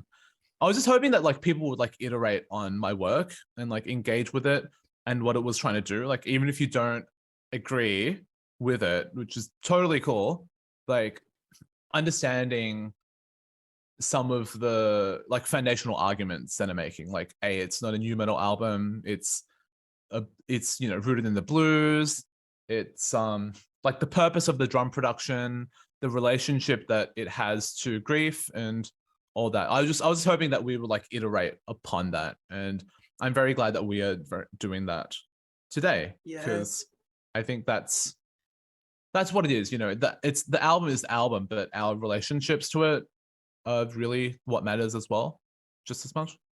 Absolutely. And I have one major question I've been thinking about in relation to what you're saying, because we've mentioned the perspective of the abused and the perspective of the abuser. That's not really something that people do think about when talking about Saint Anger or listening to Saint Anger or thinking about it.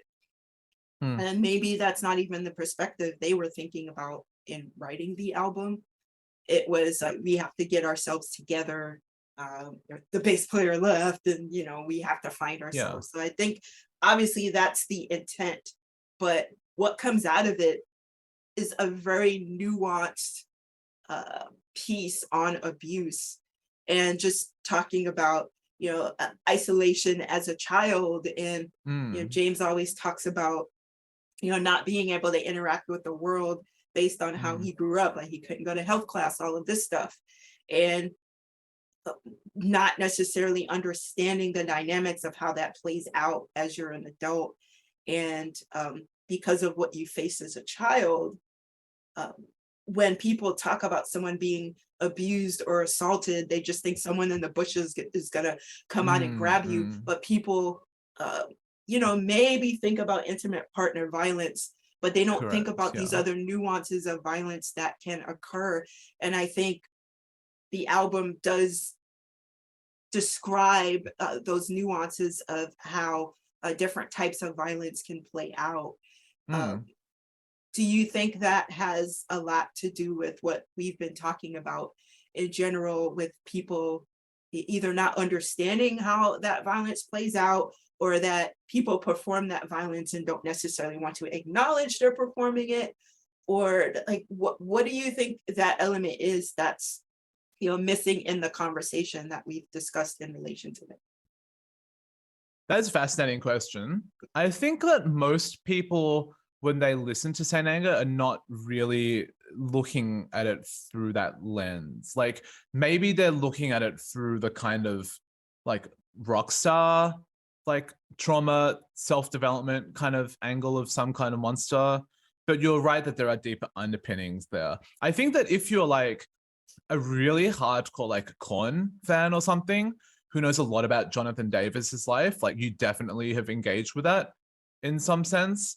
Trying to think who else, like what other artists, like Lingua Ignota.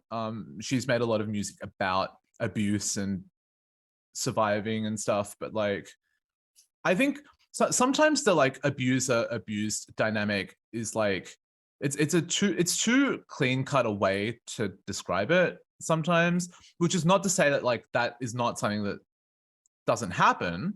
Like, there are situations where there is a clear-cut abuser and clear-cut victim, obviously, but sometimes you can probably like generalize it a bit more to the idea of like someone who perpetuates harm versus someone who is the recipient of that harm, right?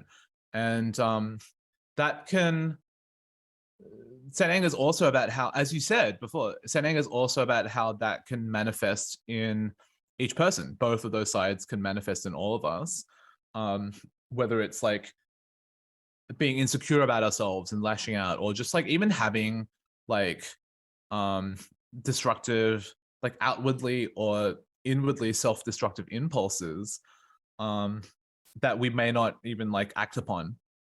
That can be a thing as well.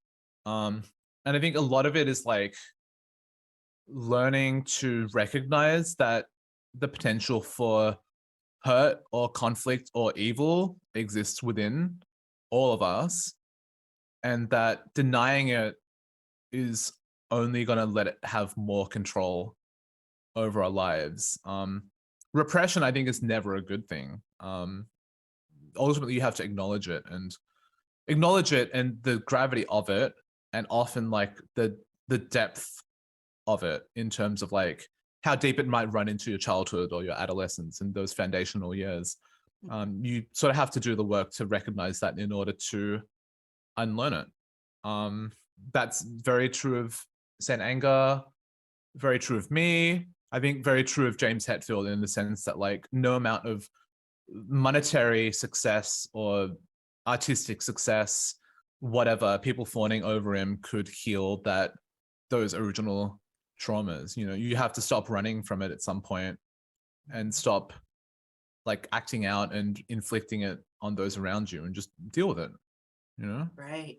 And just the line, "I'll die if I let go." I mean, obviously that line had to do with abandonment, and I'm gonna fall apart if this person leaves me.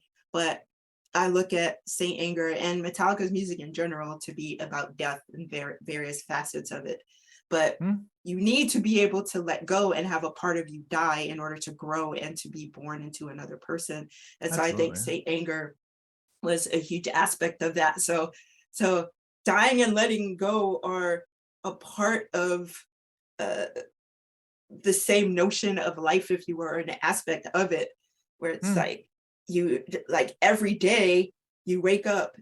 To me, every day is a birthday. So Mm. you know, Exactly. like Yeah. before you go to bed, you know, if you are able to wake up when you get up, you know, a part of you has died. Every second a part of you Mm. dies, because Yeah.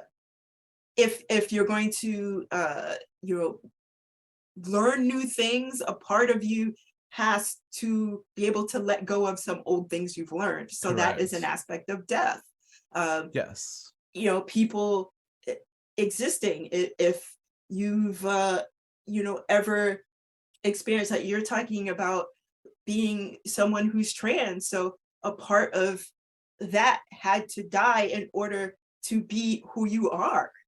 And Absolutely. so, you Absolutely. know, all Yeah. of everything we experience has to do with an aspect of us dying. So we have to be able to let go. And I think that James Hetfield, everyone in Metallica, Lars Ulrich, Rob Trujillo coming in, and Kirk Hammett all had to let go some aspect of ourselves to be able to even get along with each other. So Correct. to me, my lifestyle determines my death style, I think, is very much in line with I'll die if I let go. And I'm just thinking about that. Right. I feel like they are part Yeah. of the same wave and wave of consciousness. And it makes sense that Frantic opened the album and All Within My Hands closed the album, because Exactly. now you determine where your life is going to go. You know the situation. These Mm. situations, someone else's life is in your hands. How are you going to deal with that Yes. situation? So the more I talk about this album, the more I'm doing this movie, the more I love this Yeah. album. I just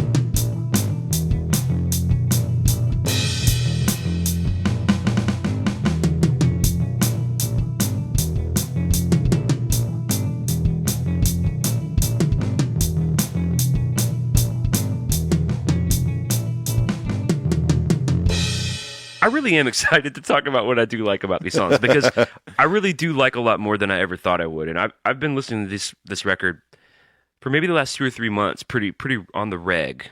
And I think you got to take it on its own terms, and I think that's kind of that's the key.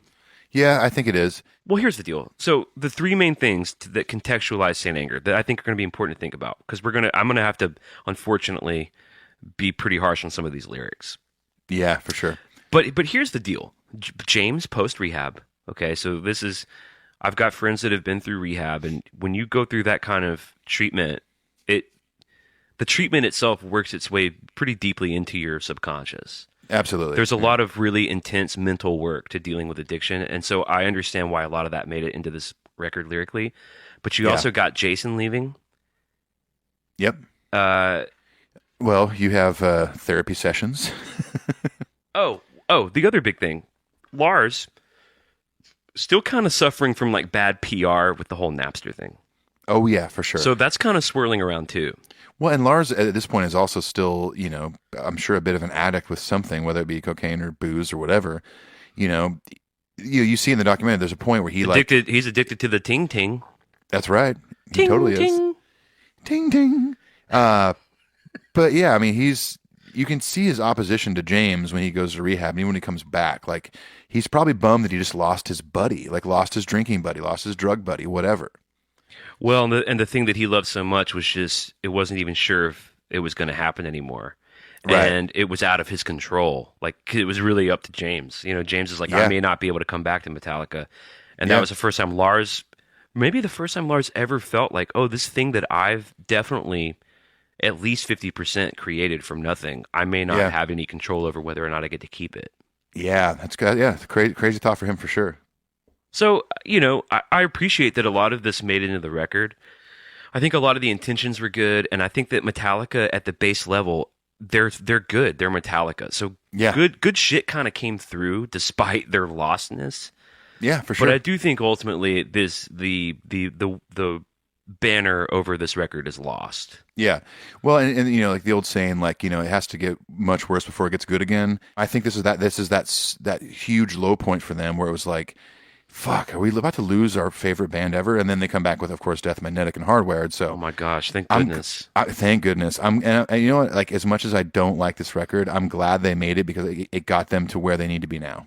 Well, and I'll say this, man. I mean, it's an interesting record. Like, we're still all talking about it. I mean, it's a really interesting topic of conversation to this day amongst Metallica fans. Maybe that's why they made it. They're like, you know what? Let's make a record that people are going to talk about forever.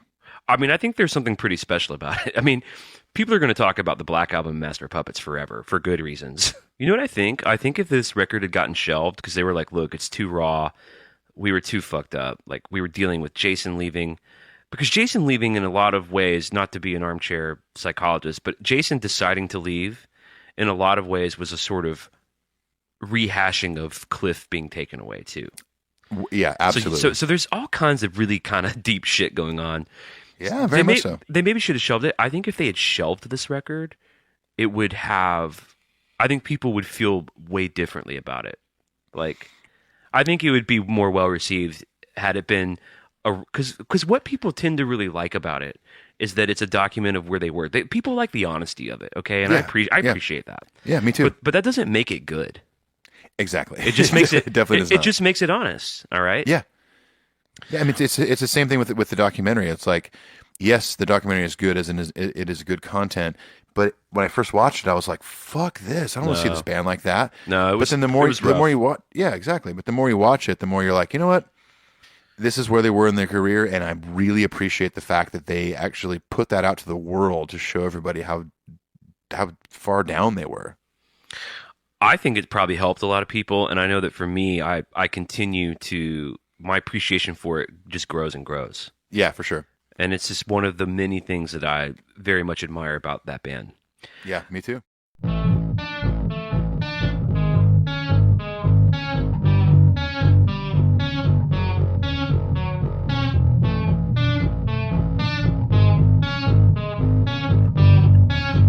I want to talk about Robert Trujillo for a second. Kazoo, or people call him Robert Trujillo. I think that he is also a crucial part. Bob Rock, I think, is a crucial part. I think he had an aspect of keeping the band together. But Robert Trujillo, I'm calling him Trujillo. Robert Trujillo, I think that he was an element that was greatly needed in that band to hold it together. Kirk couldn't do it alone. It was just him between these two guys just fighting all the time. Kirk needed some help. Right, I think and Robert Trujillo was the perfect person. Yes, and we can expand upon all of that, but ultimately it was management that pushed them, of course, to get a bass player because they had to do the not Rock and Roll Hall of Fame, the MTV Music Awards, the icon, MTV icon. Yeah. Jason left, so he lost his fucking MTV icon. He lost his icon status or whatever it was. So, I mean, yes, maybe they were pushed into starting the search, but we can look back. Of course, hindsight is always 20/20. But look back now, whether it be everybody who interviewed for the job and they showed on the movie, or others that you didn't see, what other person would have been perfect for the band? No one but Rob. Okay, yes, you don't like him because he's not Jason. That's me speaking, because he's not Jason. Jason will always be my number one forever and always.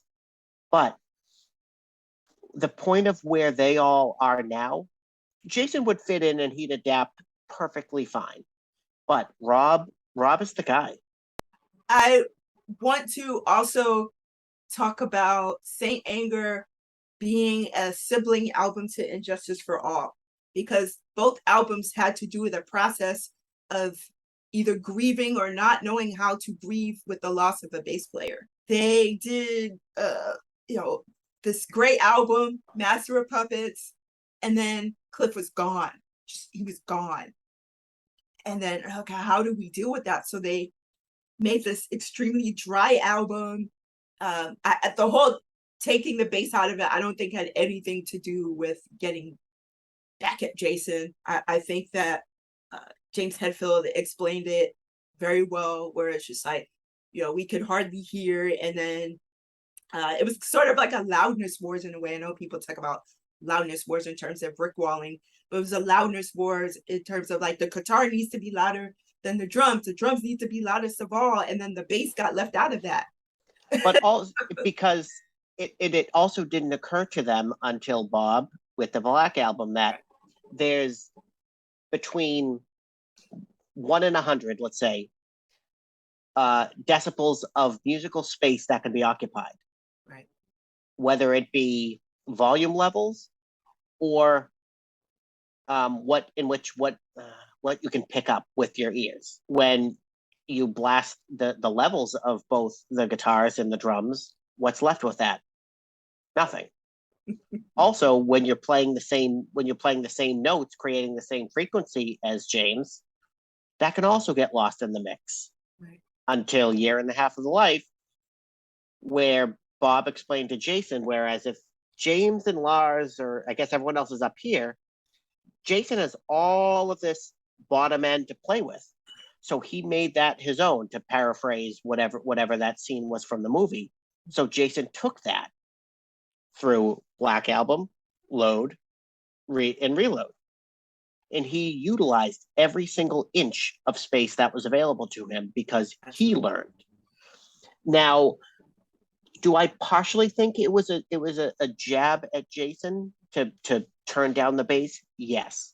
But it was not the only reason. I think that was the vision for the album all along. They were showing off how technically proficient that they could be, whether it be the guitars, the guitar harmonies, the solo, the drumming, the double bass, the whatever. There was just not enough room left for the bass to be what it came to be on the Black Album, because it's a complete and utter 180. Yeah. And Bob helped them realize that, and through all the albums going forward. Yeah. Well, even prior to Justice, the bass has always been recorded so low that you could hardly even hear Cliff. So that's why I don't think this idea that, oh, they just purposely cut Jason. It's like, so are they purposely cutting Cliff out too? Because it was like, Right. hardly hear Cliff. So I think to your point, yeah, they were grieving Cliff. So it was just like, Jason, whatever. But to say that it was the full reason, nah. But I want to also look at Justice and Saint Anger, because I know that people look at Saint Anger as being this cut and paste album, but they also acknowledge that Justice was a cut and paste album, but everyone loves Justice. That was also a cut and paste album. And I think in terms of technicality, Saint Anger is up there with Justice. Those drum rhythms that Lars was doing, the patterns, why don't people acknowledge that? I don't. You like, can't. It's impossible to snare. follow the drums. Even Lars in recording a couple of the songs, or just doing takes for songs again throughout the movie. Right. Lars couldn't even figure out how the heck he created stuff. He was playing the things that he created 5 minutes prior to that. Right. So to say, oh, Saint Anger is just, cut and paste, like technically that's some of the most difficult drumming, if you ask me, that Lars did. Most complex drumming, I should say. And if you look at a song like Purify, it's that to me is one of the greatest riffs, the verse riff.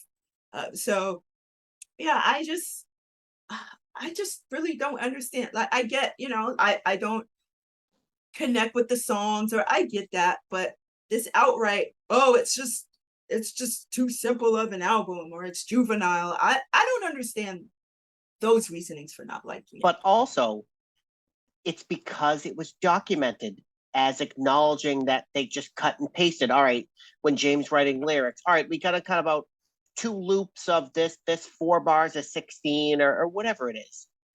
So they acknowledged during the movie. Granted, that's how you make a loop and then you work off of it or whatever. That's their process. But also, that's how they made the album.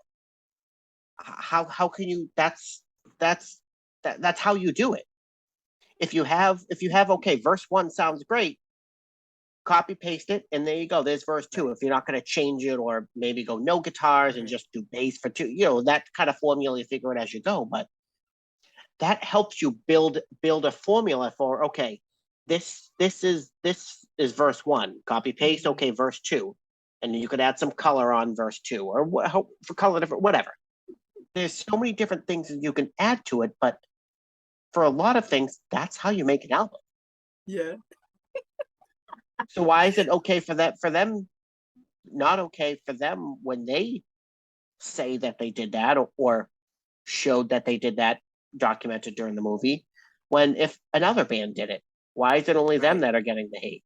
Right. And the fact that they added the DVD of them playing the whole album live, that should show you they could play it. Mm-hmm. So they actually had to sit and practice all of those songs. And by the end of it, Lars looked like he jogged a 10K. It's just like, so they have the capacity to do it. So yeah, this idea that, it was a lackluster album, those are the things I don't understand. Mm-hmm. Or the lyrical, whatever it is.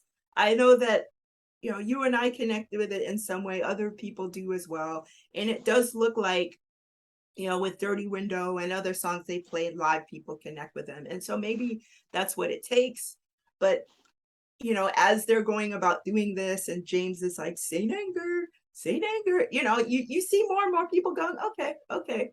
So I think maybe that's the happy ending to it all, if there's one at all.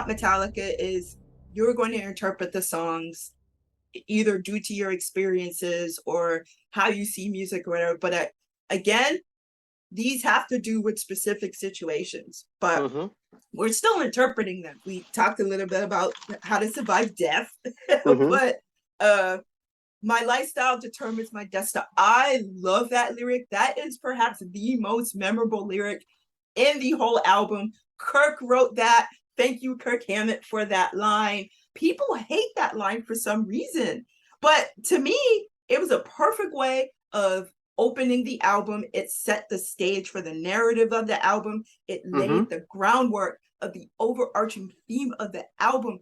To me, Frantic is existential brilliance. It's just the way that so many of us talk about, oh, I would like to get my time back. But Frantic asked the question of like, how would we actually use that time if we did get it back? I think the song's brilliant. What are your thoughts? No, I mean, exactly that. They also mentioned exactly that in the movie.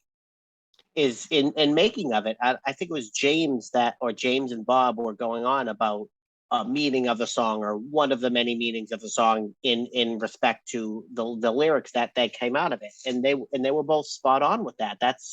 I would agree that was a good choice for an opener. Now, the other option, it was either that or Saint Anger was going to be the opening track, if I remember correctly. As much as I like Saint Anger as well, I think Frantic was a better choice. It was a good mission statement, because Kirk loves mission statements. Yeah. I love that scene with the mission statement. They're all looking at him like, mission statement, what? Okay, like, it's like, all right, Kirk, how many times can I say the word mission while trying to describe a mission statement? At least a dozen. I love Kirk. I love Kirk so much. But I think that Some Kind of Monster is actually the mission statement, because it really does talk about that line between the past Metallica and the Metallica you see in the future. It's saying, okay, like, this is the monster within us, as you mentioned, and then we are the monster of Metallica. But it again asks those questions. And so it also talks about, I want my anger to be healthy. I need my anger to not control. I think that, to me, that is the mission statement. It's like, yes, we understand that we're going to get angry, but we need to do it in a way that's constructive. We need to do it in a way that's healthy. And so I do see that as the mission statement. It's like, we're going to use it constructively through our art. We're going to work on ourselves so we can interact with each other in a way that's more positive. So I think, again, the second song is just really framing the environment of the album. I get musically, I get why people don't like it. I don't agree. Obviously, I'm making this review, but right. But it's interesting that people are looking at the lyrics as juvenile, or I see them as absolutely brilliant, because it does speak to this mission statement. Right. And I'm just kind of pulling up the lyrics as we just go through song by song, and obviously we kind of will point out a couple of things. So here, it was certified double platinum. That's incredible. Yeah, okay, you buy it and you throw it in the trash. But by that point, by 2003, 2004, whatever, even by the time it was certified double platinum, we were at the point where you would have heard the songs in some other format, potentially, before going to the store and just buying the record blind. Now, everyone's not fans like us, where anything they put out, we want every single second of it. But people most likely heard, let's say, Saint Anger on the radio, or Frantic on the radio, or any of the other songs that they played on the radio. I think it was just Unnamed Feeling and Some Kind of Monster. I think there was only those 4 that were singles. But you heard them, and then you picked up the album, and then you complain? No. You can't have your cake and eat it too. So now, no. So we get to Some Kind of Monster, which of course is the name of the movie, but then it's the third song on the Saint Anger album.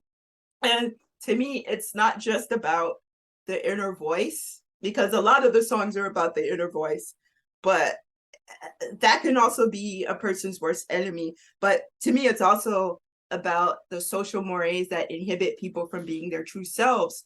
So again, you look at what happened before Some Kind of Monster or Say Anger and what happened after that.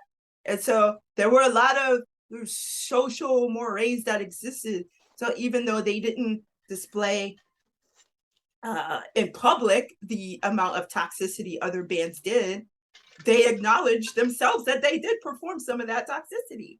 Right. You're seeing and calling to question some of that toxicity. Is that our worst enemy? And people expecting us to perform that toxicity. Ominous, I'm in us, all of this. So, and I think all of these songs are asking questions, not only of themselves, but of the listener. Right. And people also, we tend to like things that we're familiar with, and or when the When You Got on the Ride type deal. Metallica in 89 Black Album era tour, everyone knows they were at one of their many peaks, and during that time they took no effing prisoners. During that time, they were a force to be reckoned with. They all were completely, blatantly assholes. And people want that because that made them, let's say that it made them feel good. That's not a kind of big build up for it, made them feel good. But it's something that I guess people could relate to is trying to chase what they became, the fame, the this, the that, the women, the drugs, the getting whatever what you wanted, the private jets, the whatever. And people are stuck in that. I want them to be that forever. Now, granted, we, as deep of a fans as we do, also do that. But we respect that they're not in their early 30s anymore. Also respect that they're grown-ass adults approaching their 60s who cannot make this, who are not going to be able to, unfortunately, be able to make this music for much longer. That's the fact of it. Now, I'm saying that and holding back tears, but it's the reality of life. Nothing can last forever. It's important to understand. For me, Metallica has really taught me a lot about death. I mean, obviously there are other folks, other places in my life where I've learned about it or come to terms in some way, but I actually saw the first leg of the Black Album tour. I was just turned 15 years old. I was caught into all of that. I would listen to Master of Puppets every day, Kill 'Em All. Like, I had all those albums on cassette, would listen to them, hang out with folks, go to the concerts. And once I got hit by a truck and became an amputee, my relationship to Metallica became very different, and my understanding of death became very different. And I began to resonate with their music in that way. And so hearing you say this, one thing about life that we all know is that it's not going to last. And I think just with every album they've had, particularly for me, Load and Saint Anger, it, I think, really comes to terms with a lot of that, like Outlaw Tour and songs like that. Mm-hmm. But to me, Saint Anger is really about quote unquote ego death. I know that there's the id and there's the ego, and the ego puts the id in check, but for all intents and purposes, ego death.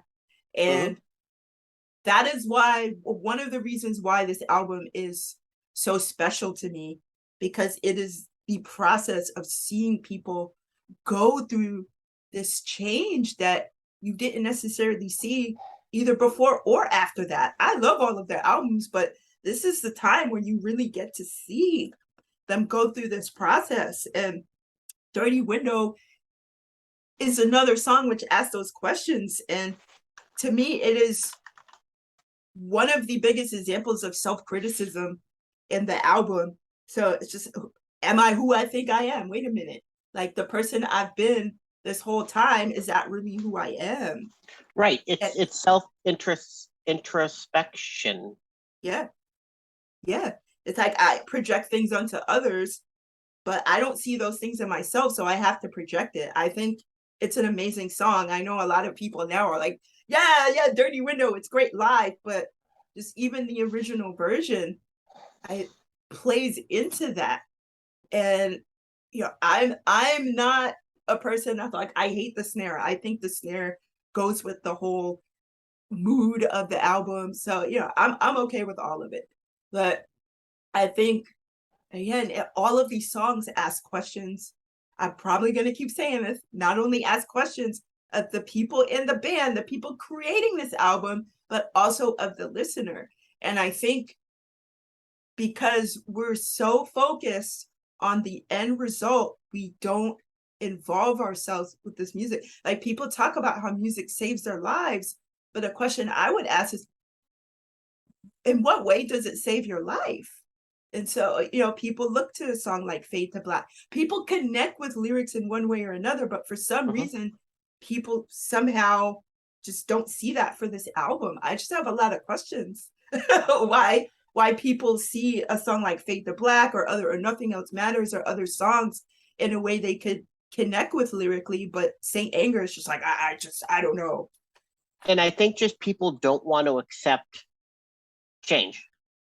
Simple as that. They don't want to accept that it's not their Metallica, because they're the ones who have any say in what they do. Whew.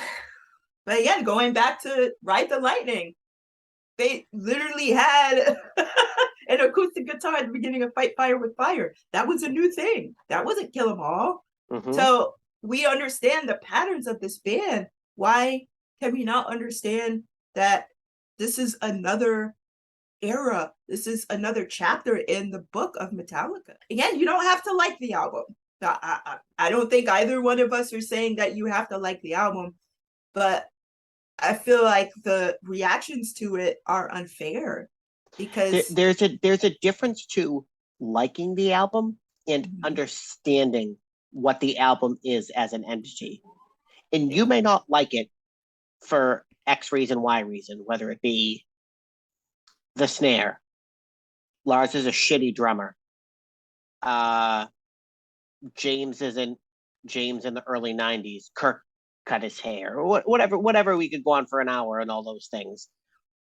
But you have to be able to accept the album for what it is. The album that saved the band from the brink of death. They said, all of them said, Metallica was done.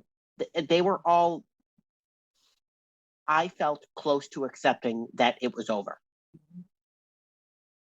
And lo and behold, they're still together because they were able to work through their issues. James got healthy again. They were all able to separate from themselves and recenter themselves and come back together and make an album that saved the band.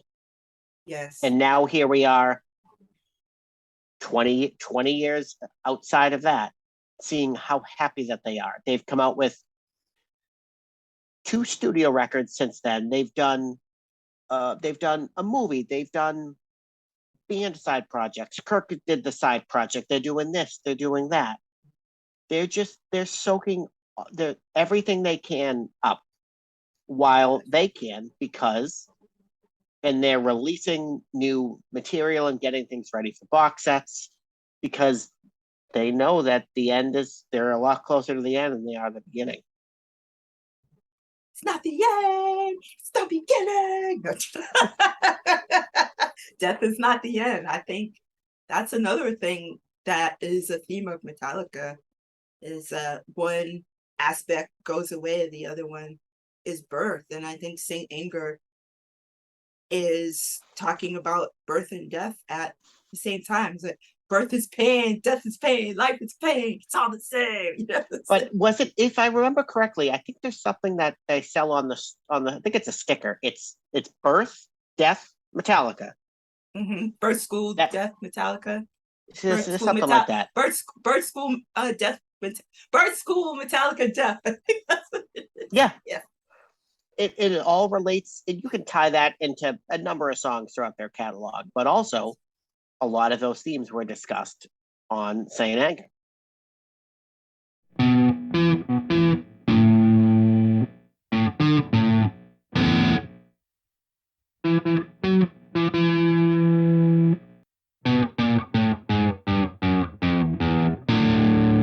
Invisible Kid is another song that a lot of us can identify with. And so it is ultimately about a person who wants love but doesn't trust anyone enough to receive it.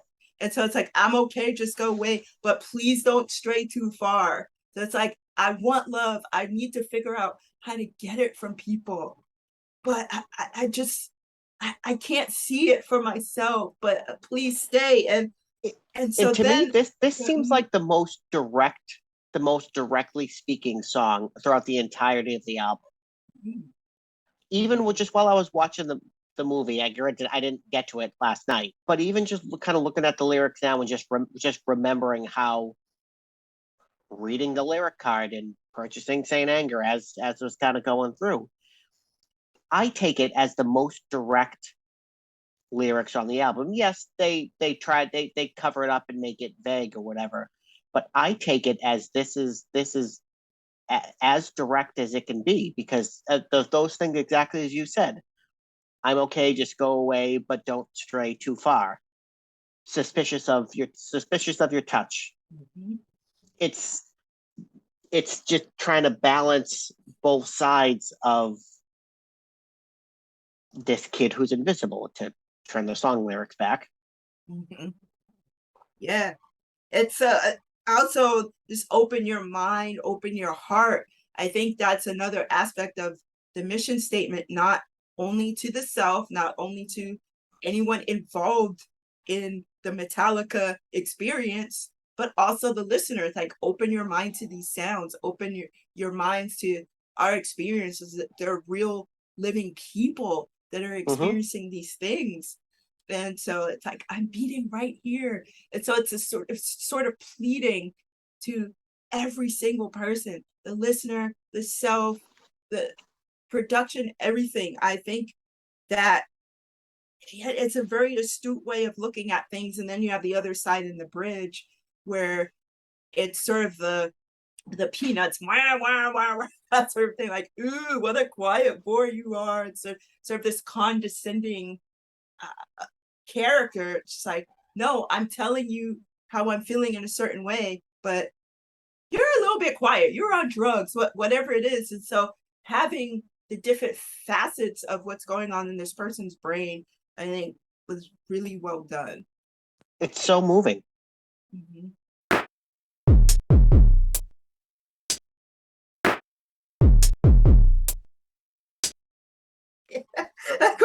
We're going on how moving this is. Everyone's like, the lyrics are just so immature.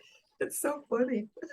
But yeah. my world to me is a sibling. It's a direct sibling to the last song, because to me, it's talking about directly what's going on in the protagonist's head when they're by themselves. So it's just like, all this stuff's going on in my head. Someone just interrupted me in the last song. Yeah, I want to talk to you right now, but I don't know how to express myself. And you make fun of me for expressing myself. So now all this stuff's going on. And so I don't trust you to reveal what's going on. And at the same time, those forces, not only internally, but externally, could be those demons. And so one of the lyrics, that the working lyrics, were the demons taking hold in the heaven of my head. I love that. And so it's just either the internal demons, the external demons, societal whatever that is. But it's my world now. You you cannot take that away from me, because all you've tried to do is take that away from me. So now I have this and you can't do that. Mm-hmm. Yes, that, exactly that. And then so now Napster. Let's get to this Napster situation, which you already said Lars was right. But Shoot Me Again is the obvious reference to the Napster situation.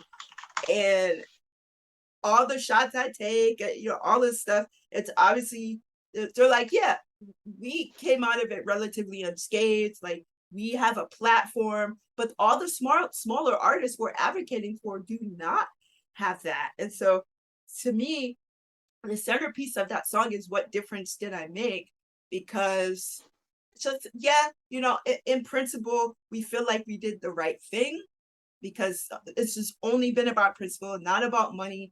Like, we're advocating for artists, but at the same time, it's just like, in the long run, we see what happened. All these tech companies sort of took on the role that Napster has taken on, and artists still don't get paid properly. So did we do the right thing? What difference did we make? Like, corporations be corporationing. So I think it does ask that question. Even though people are at this point saying Lars is right, at that time, because of the debacle and the fallout, they were asking, what difference did we make on that? All we did was get grief. So I think it's another interesting song in this narrative, because so jumping to Napster specifically, they were never fighting for themselves. Now, granted, right. I know it was Lars, it was the band fighting, because that's just like everything else. Nothing happens until you throw a big name at it. But they were doing it for all the little guys, because they could see through their team, or however it worked out to be, that today, more than ever, they were right. They were 100% right of the state of where streaming is now. Mm-hmm.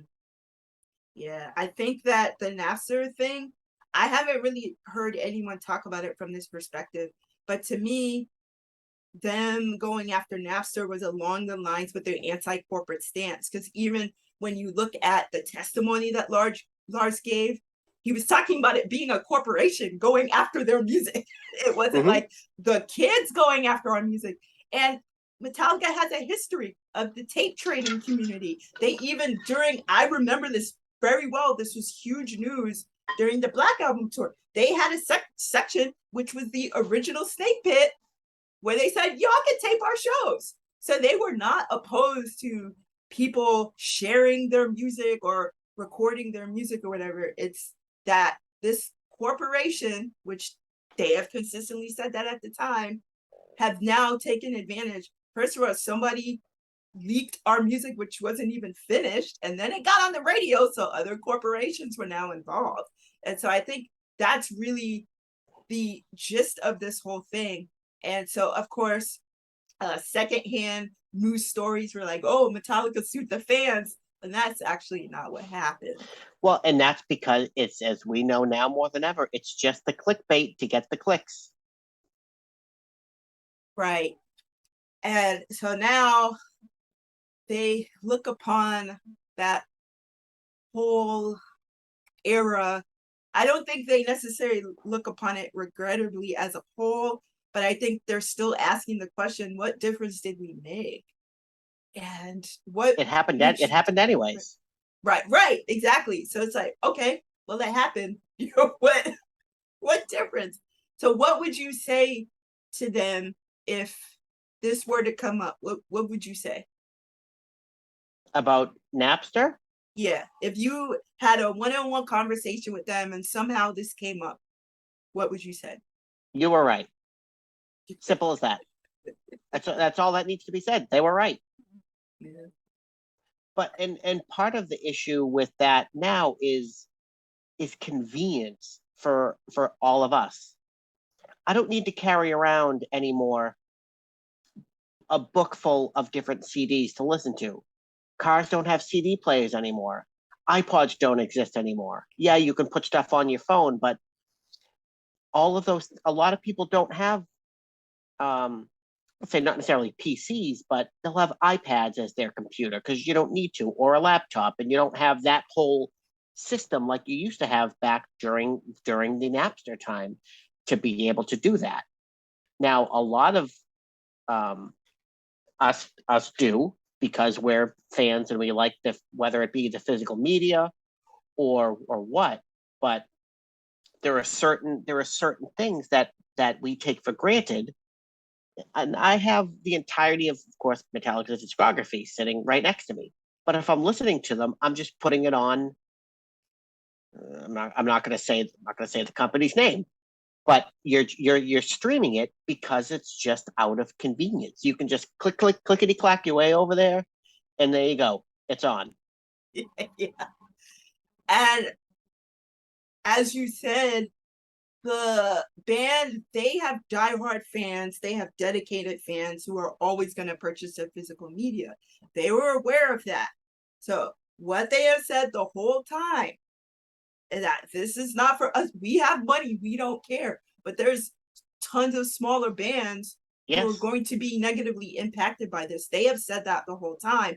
Do I necessarily agree with how they went about it? No. But again, I'm looking more at the principle of the thing. And I think that's what the song is about, Shoot Me Again. It's like, yes, we had a principled stance, but does being principled always work? And so that's when you get to the song after that. So before we get to that, I feel like Metallica has been the musical equivalent of the Q-tip line, industry rule number 4080, record company people are shady. They sued Elektra in the mid-90s. They said, this contract is 10 years old. It does not apply to where we stand today. We are owed back pay. So they've always had some, to be an antagonistic relationship towards the record industry. They have been there. And the Q Prime, their management, has, for all intents and purposes, been hands off and said, you know what, y'all gonna do what y'all gonna do, and which is why they've stayed with them to this day since 1984. Right.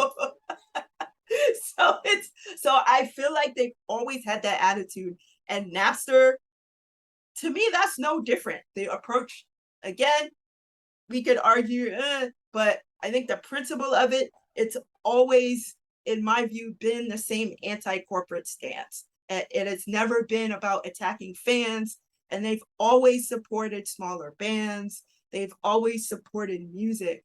So I think just looking at it from that perspective, I think we can begin to have another conversation. So to the next song, which, they had to be a little bit pragmatic because they're still, they were still on Elektra, and they didn't have their own label at that point, but Sweet Amber. So to me, it's a perfect follow-up because it does allude to the juxtaposition. So here we are taking our principled stance against the industry, but then we have to now be forced to compromise our principles by making these appearances for radio stations, or else, they won't give us love. And so it also alludes to addiction. So is that addiction to fame? Is that allusion to substances? To being in particular places, it leads you into a place you don't want to be. And so that place could be that addiction. That place could be using people for a particular purpose that you didn't intend to use them. It could be any number of things. So what are your thoughts on that? No, I mean, pretty much exactly that.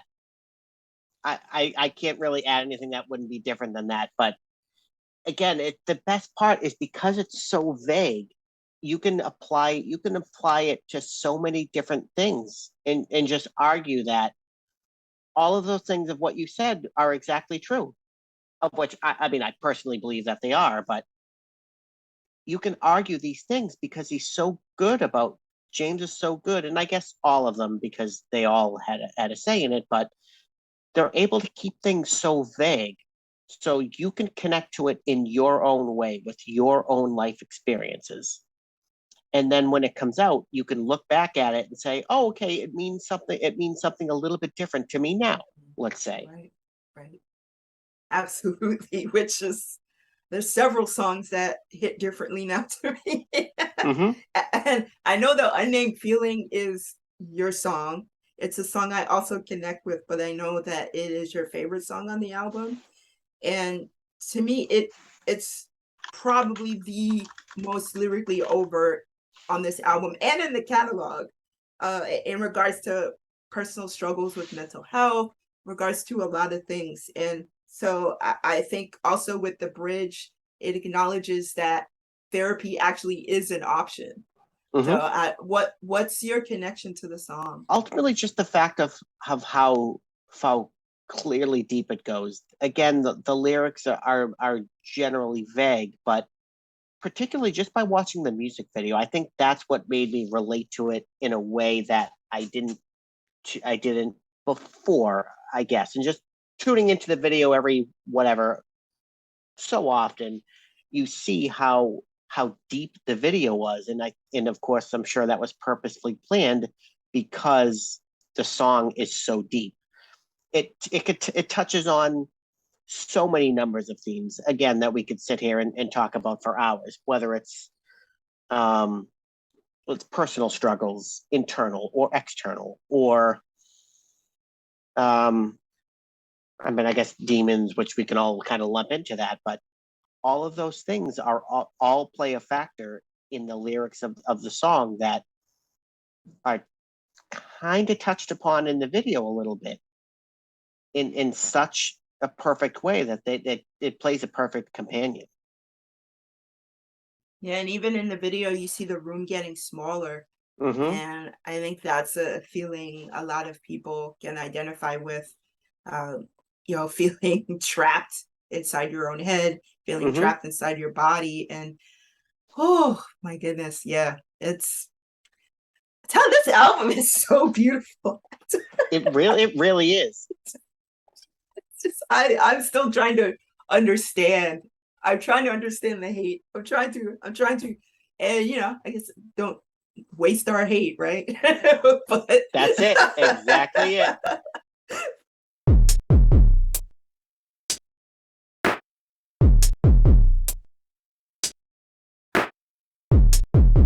For me, Purify is my favorite song on this album. And it is one of the most, probably in the top 3 of most hated Metallica songs. To me, it is a song that fits perfectly after the Unnamed Feeling, because the Unnamed Feeling acknowledged, therapy is actually something that's okay to do. Purify actually discusses the process of therapy. It's talking about getting everything stripped from you and starting over again. And so, and again, you can relate it to James. You can relate it 100% to James going to therapy. Yes, absolutely.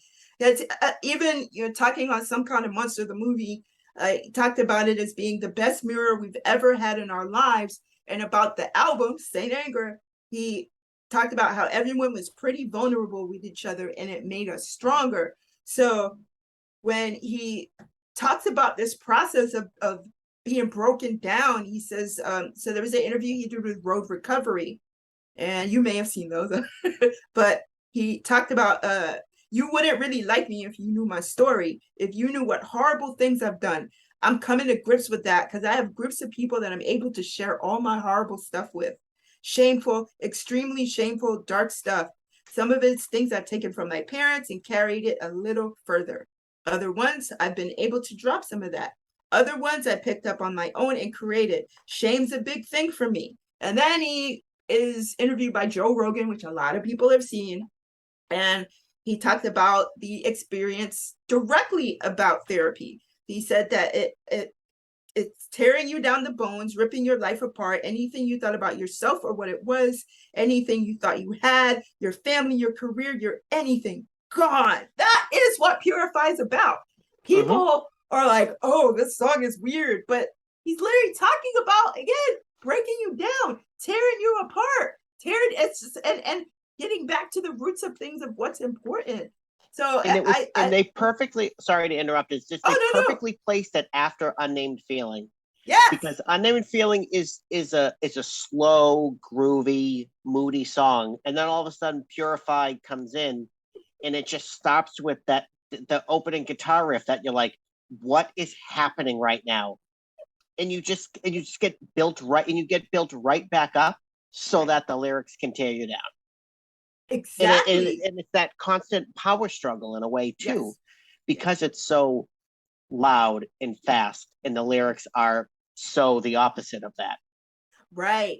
And notice while he's singing the verse, he is not playing. And the time signature is so odd. What is it, like 7/4? I don't even know. But it's so odd where and just the way your brain picks up rhythms, it's just like, wait a minute, it counters the drums. It's so well done. And Yes. and then it goes back to pure, it's just kind of like a more 4/4. And But you just can't, and you yeah, cannot plan that. nope, They've all said that they don't know how to read music, write right. music with time signatures and keys and any of that. James is like, ah, I know E. Okay, that's all you need, James. But they didn't plan for any of this. It just happened. Whether Right. that's Lars's relationship to the drums, or him being the the Beatles of metal in his simple with his simplistic drumming style, whatever it is, or James's, I don't know, no, so many number of things, but it perfectly plays off of each other because it continues to build upon that the busyness, and it just grows and grows and grows and grows and grows, and then it just explodes. And this Right. during this song and during all of these songs. Ooh, yes. It's how we get. I don't know. I don't know what's more hated: the album version of "All Within My Hands" or "Purify." But I actually love both of those versions equally. And to me, the acoustic version at this point carries a different meaning, like a lot of their songs.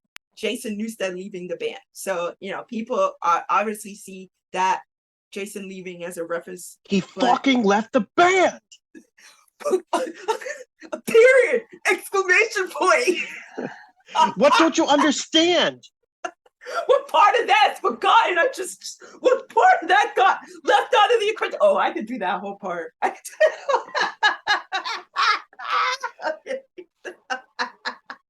um, I love Lars, but that song is also addressing abandonment issues in general. So it's not just about Jason, but it's also, in addition to the other patterns, letting go of the songwriting, letting go of a lot of things, and Right. letting go It's of the control is the number one word to describe that song. right. I Love is I, I would control. say it, and it's exactly, and it's love is control. You Mhm. die if you let go of Mhm. control. Right. Control of the band, the lyrics, the members of the band. So many things can all relate to that one singular word. Absolutely, And it's absolutely, and within your hands. And it could be right. physical as like Yep. your hands, Yep. but it's also everything else. Yep. And just the final set of kills, I love it. I think it is a crucial aspect of the song. People hate it, people make fun of it, but I think that the kills, along with the discordant instruments, just the drums, I think everything fits perfectly with the mood of the song. And then you hear sort of him singing, and initially he's like, kill, kill, but then he's like, ah! Yeah, it's just like, And here's the thing. Why could Kurt Cobain do that at the end of Smells Like Teen Spirit, and that was the best thing since sliced bread? But when James Hetfield does it, it's frowned upon. Why? that's a Why is that okay? great question. There That was is there was a breakdown of Smells Like Teen Spirit with what the heck, the producer, I can't remember his name, Butch Vig, oh, Butch Vig, yeah. who was breaking down the song probably with Dave Grohl or something like that, and was kind of isolating some of the tracks, and they isolated Kurt's voice and to show him as a vocalist or whatever. And again, and at the end was when he was doing the Odd and Isle, you can feel like how he's trying to sing it in that same respect. Right. So why can he do that and it's praised, but when James does it, because it's one word or he says kill 3,682 times in a row, why can you have one and not the other? Because I to your point all the way at the beginning, he's Papa Het. He's supposed to be stoic. He's not supposed to be vulnerable. He's supposed to be this tough guy, a man's man. And so when you see someone just gradually breaking down, it's just, I can't take that. Like, my hero is just breaking down. What's wrong with him? And I think that's really ultimately, like, if he wasn't breaking down, if he wasn't allowed to have that vulnerability, if he listened to other people, my guess is that he wouldn't be here. He would not be alive to even say that. Yes. So to have that cathartic moment, it was cathartic for me listening to it, and I'm sure it was cathartic for him to do it. And yes. You know, what was he screaming about internal demons? Was he just realizing that, wow, you know, I didn't realize the harm that I caused people, like kill this demon inside of me? Or I don't know. I do not have the ability to read his mind, but I do know the feeling that was conveyed when he did that. And to me, it was extremely powerful. Yes. Yes. All up to 100% all of that. Yes. The skin and muscle in my legs were totally ground up, the bones fractured. I don't recall what happened in between me getting clipped and being on the ground, but from those who did see the end result, the guess is that I literally did get caught under or in between the wheels roll. 12 operations and 5 blood transfusions puts things in a lot of perspective. Almost dying puts things in perspective. Not being able to take in food and throwing it up, whatever you do, puts things in perspective. Being on a heap of narcotics where you can hardly form a sentence puts things in perspective. At what feels like your lowest point, a speck of light appears. It's not a freight train, though it is a reminder that with this new life, there will be new sets of challenges. With all that, working on this documentary, connecting with others who connect with the album just as much, it's really made me love the album more than I already do. It's an album that, despite its roots in pain, makes me happy in ways I would be happy for a kitten or puppy. With Saint Anger, I feel blanketed in love, an experience similar to when I listened to Earth, Wind & Fire or Pharoah Sanders. Love, in this context, may be a strange word to associate with such an album, but in order to know life, you must face death. A lifestyle determines a death style, and a death births new life. Every day is a birth day. The violence performed onto my physical body and my spirit, by society and by individuals, and by my own hand. As an 8-year-old sexually assaulted on the back of a school bus as onlookers laughed. As a child who was told religiously that I was ugly and worthless by a caregiver and beat on by a sibling. As a teenager and adult who has been stalked, groped, and molested. As a partner in a relationship with someone who was coercive and possessive. As a person who has faced rejection more times than I can count. As a person who lost a leg as a result of being hit by a semi-truck. I don't look at Saint Anger as a musical outlet for my own anger. I have learned to heal from many of the experiences I've had, and I am still in the process of healing. I love and appreciate Saint Anger because I am not merely listening to it. I experience it. I empathize. I understand. I love.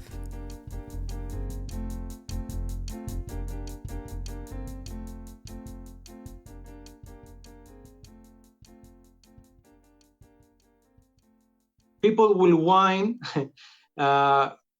always, especially now that we have internet and they have the power of the keyboard, let's say, they whine about almost everything. But concerning Metallica, they will always find something to whine about. They were whining on Ride the Lightning because it had a ballad. They were whining about the Justice for All because it didn't have bass, the lack of bass. They were whining about Black Album because it was not metal and they sold out.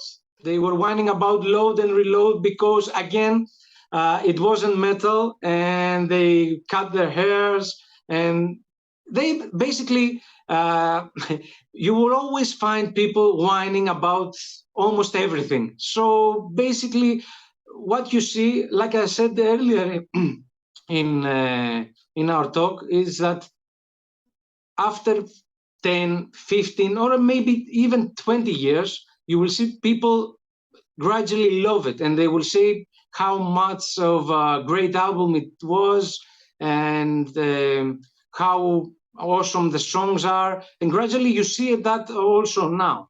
They started playing, for example, Dirty Window, which is one of my favorites, but you also get the vibe from the people going on the concerts that, yeah, it's a great song. Well, back then when you played one of those songs from that album, everyone was like, okay. But now they say, wow, it's great, and maybe they would play more songs from Saint Anger, and it sounds great, and things like that. So basically, all those things, all those people that whine back then, now they love the album. Same went also with the other albums that they were whining about, or basically for everything that they whine about. So yeah, whatever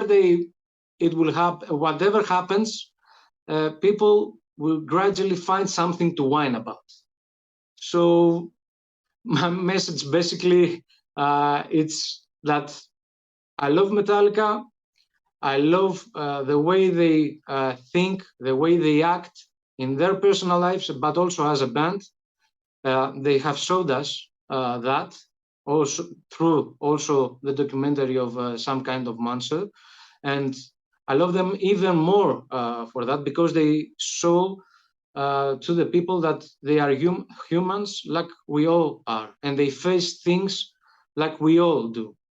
That gradually, if we speak to someone or to the person we have next to us, gradually all those problems will start fading out, and we will find solution to most of the problems that we face. So like James once told me in one meet and greet that I had with him, just be good and keep up the good work. So basically that's what I did from basically that day that he told me, and that's what I suggest also to the band do in the future, which basically they already do. But be good and keep up the good work. For the box set, I hope they release the studio versions of the songs. I really hope they do for the box set that's eventually going to come out. I hope they release the studio versions of the songs. I would like to thank the band for having the balls to do this record. And what I've always liked about Metallica is when they do something that's unpopular, they stand by it. You know, I think there are bands that when they release an album and it doesn't get met in the most positive light, then years later in interviews they're like, yeah, you know, that maybe was not our best work, and we were, you know, tried this and maybe we should have done that differently. But Metallica never does that. They're like, yeah, it wasn't our biggest album, wasn't our most popular album, but we stand by it. We believe in it. It's what we were going through at the time. Maybe they look back and they're like, oh, we don't really like that song now, but whatever, we just won't play it live as much. We stand by it. It's on the record. You can listen to it. You know, we thought it was good at the time. You know, Lulu, you know, they've never swayed from saying Lulu was one of the highlights of their career, writing and recording that with Lou Reed. So I think, you know, I've always admired that. And I always like the fact as a Metallica fan I always like when they come out with the new album, whenever that is, hopefully soon, because but whenever they come out with the new album, there's enough comfort there where I know it's going to sound like Metallica, but there's enough interest there because at the same time I have no clue what it's going to sound like. I have no clue like what Metallica we're going to get. You know, I don't know if they're going to do something completely new. I don't know if they're going to go back and, you know, start messing around with blues and country western again. I don't know if it's just going to be like, you know, 200 beats per minute every single song. I don't know if, you know, Lars is going to forget to turn off the snare again. I don't know. So that's the exciting part about being a fan. And I like that about them, where they have this sound that I fell in love with as a music fan, but I never know in what form that sound's going to come. And it always leaves you guessing. And I'm, whenever they do next musically, I'm sure I'll be there with my Metallica shirt defending it to some hater. So I want to say thank you to them, and to the haters. I guess I just want to say that I will be there to defend my favorite band. And if you hate Saint Anger, you know, I don't think if you truly dislike something, I don't think there's a reason to try to convince you to like it. But I do think that if you don't like something, it's worth exploring enough where you at least understand it. And I think Saint Anger is a very misunderstood album. And I think when you look at the backstory of what was happening with the band and you watch Some Kind of Monster, Joe Berlinger, the director of Some Kind of Monster, wrote a great book called This Monster Lives. And it's about the making of the documentary, but it's also about the making of Saint Anger. And I think when you kind of explore these different things and stuff, you really come out of it as like with a better understanding and better acceptance of that record. And I understand that like not everybody's going to go through that work, right? But anybody watching this documentary is a Metallica nerd like us. So like take the time and read the damn book. And I'm sure you've seen Some Kind of Monster, right? But rewatch it. It's great, you know? And and I think if you put in the work and just try to understand it, you know? And I still think that if Saint Anger came out today and it was more cleanly produced and had you know, kind of more of like the classic guitar tones and drum sounds and maybe a few guitar solos thrown in, that people would love the record. Or at least a lot more people would love the record. You were probably right. I think it has less to do with the songs themselves and more to do with just like the overall sound of the record. Yeah. But I think, you know, I think embrace it. Embrace the ugly. Saint Anger is the best album for your worst days. And until you hit that point, maybe you won't understand. But it's a great album, like I was saying, for your own personal therapy, the band's therapy. If you have raw emotions you just need to get out or vent, it's a great album to channel all of that aggression and intense emotion into. So, you know, James at Lollapalooza was like, Saint Anger? Yes? No? Give it another chance. So that's what I would say is give it a chance and understand the context of why it sounds like it does and why it happened and why it's important to the band Metallica for still existing. So with you going, okay, Saint Anger. I find it odd, I guess interesting, that of all the songs that they will play off of Saint Anger lately, it's Dirty Window or Frantic. Now, I get it. They're never going to play Purify. I understand it. I've accepted that they're never going to play Purify. I get it. All Within My Hands is forever going to be the acoustic version. Maybe they'll play Saint Anger. But other than that, they're most likely not going to play anything else from the album, just showing up what they did in the past. Even when they toured it, they played what, 3 songs off the album? Yeah, Sweet Amber once. Only once did they do Sweet Amber. Yeah, they did a few songs like once, but yeah. So, and it's, I think just not maybe us accepting that they're never going to play it, but why not? Also, James, Kirk, Lars, Rob, why have those 2 songs the only ones that have survived? Is that what you feel are the strongest on the album, or that people will relate to the most, or are indirect enough where James is able to distance himself from the deep personal lyrics and not wanting to speak of that time in which he was in either in a dark place or even when he was out of therapy and in a better place, touching upon dark matters, looking into the past? Is that not something that he feels comfortable doing? Or maybe they don't like the songs. We don't know. But I just wonder why those songs are the only ones that have survived. I'm not complaining at all, but I just wonder why nothing else they've tried recently. When you're in your worst place, just put the headphones off in a dark room and just listen to it. That's what I did. It's, it's like my white noise. For me, it suits me. Maybe it doesn't work for you. Put it on when you train. I know people who hated Sankt Anger, but then they started listening to it when they were weightlifting, and now they can't stop. Try to find that area in your life where you can listen to it in a way. Or you won't like it, but that's okay because I love it and I don't care. Yeah. That's how I feel about it.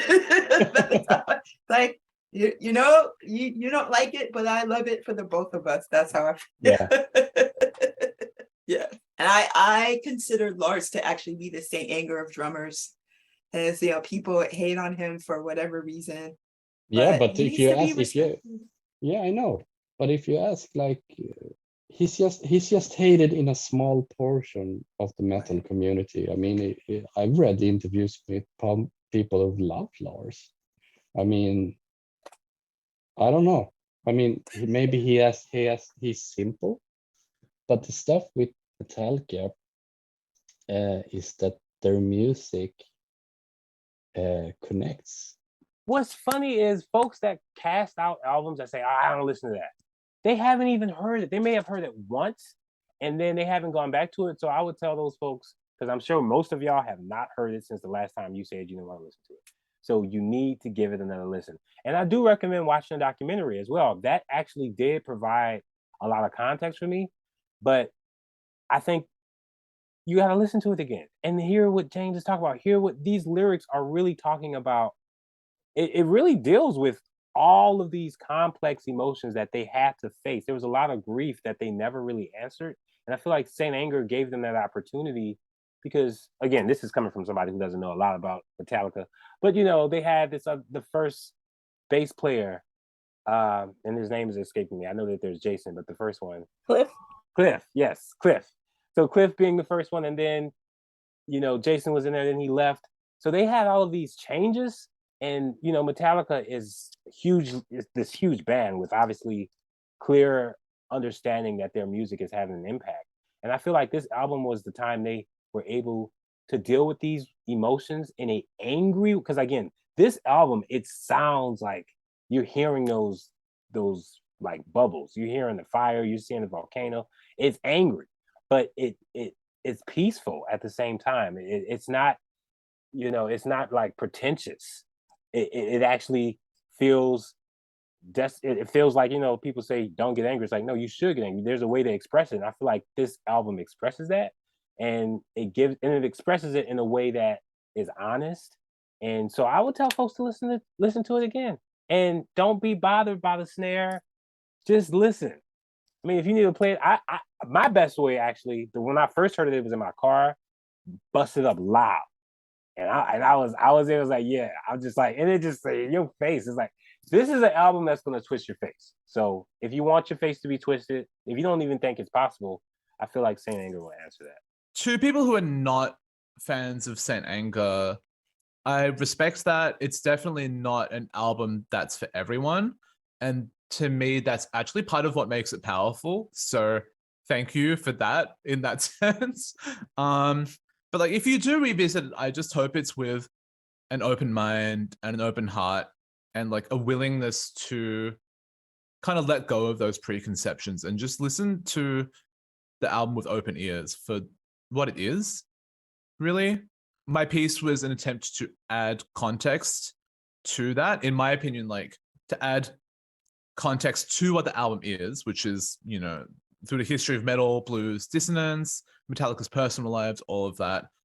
It's my attempt to clarify that rather than having people listen to the album with all the baggage that it has, some of which is like, in my opinion, not true.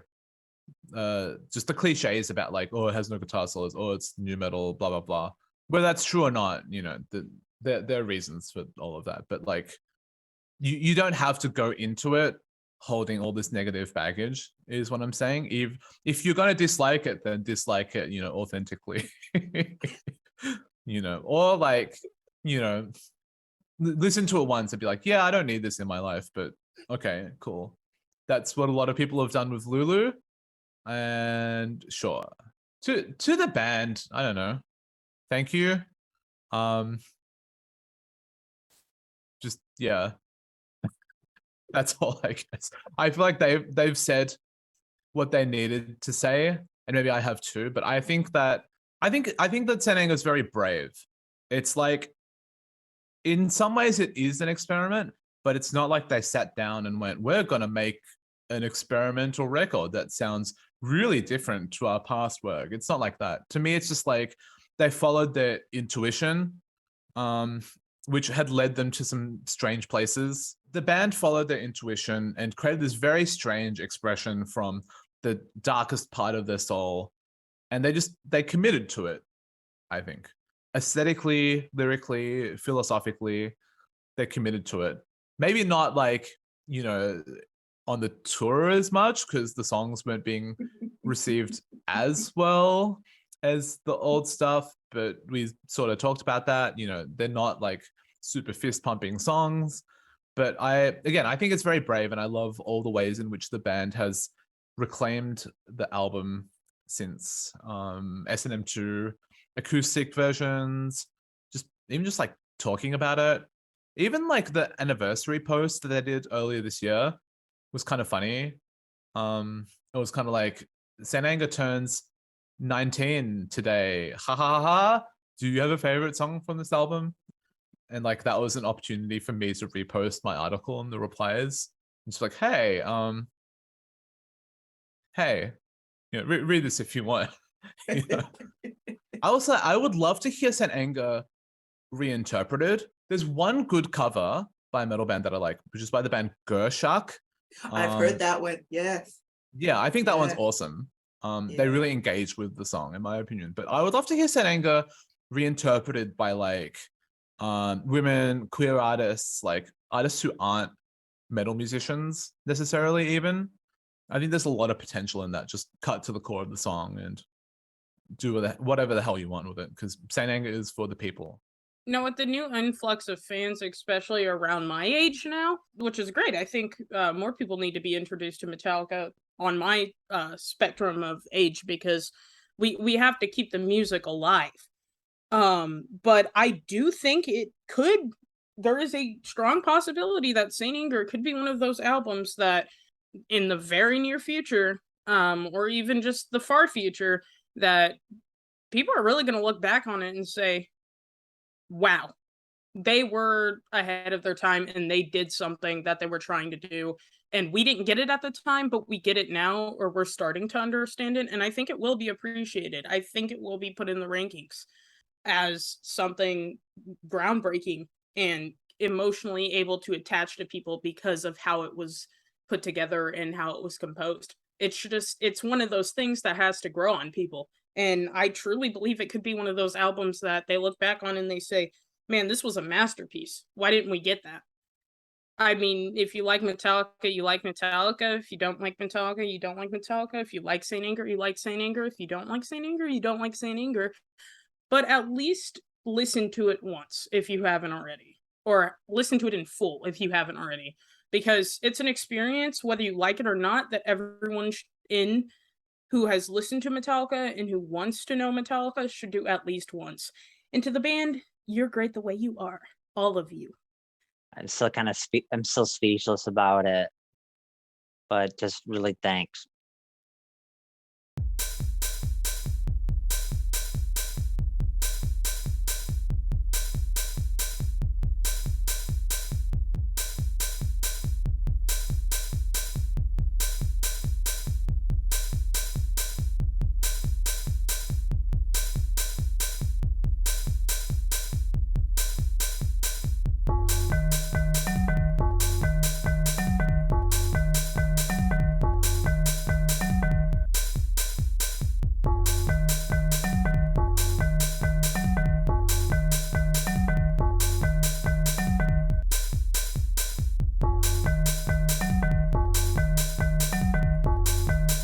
At one point in working on the documentary, I was listening to Purify, and I began to cry. While this is a love letter to an album, an underdog of an album that signifies survival, the impact this album has made, whether or not people even like it, goes far beyond its creators. I have come to see how Saint Anger is a comforting embrace to those who struggle with unnamed feelings. I have seen so many people decide to give the album another chance after recent live performances of Dirty Window. Metallica may actually never see this film. They know the context in which the album was made and the direct impact it made on them. They made a whole documentary about it. They certainly don't need me or anyone else speaking for them. This film represents another side, a way of emotionally and spiritually maneuvering around a particular artistic expression that has generally been deemed faulty. It's an exploration of why people connect with the things they do. It's an exploration of continually discovering the self. While some people may see it as trivial, when James Hetfield asked how it feels to be alive, as a survivor in more ways than one, I feel gratefulness and joy. Saint Anger for me is the equivalent of that question. That question is the foundation. It is the skeleton that builds upon everything else. It's also the turpentine that strips all superficialities. Removing all social accoutrements, we are forced to think about what life means for us. How does it feel? How does it feel to be? How does it feel to be alive? Saint Anger for life. I will say this. Okay, so here's some positive takeaways. The commitment. So whatever the Saint Anger thing is, it's a very unique flavor. Mm-hmm. They commit to it. I mean, it's that's what this album is.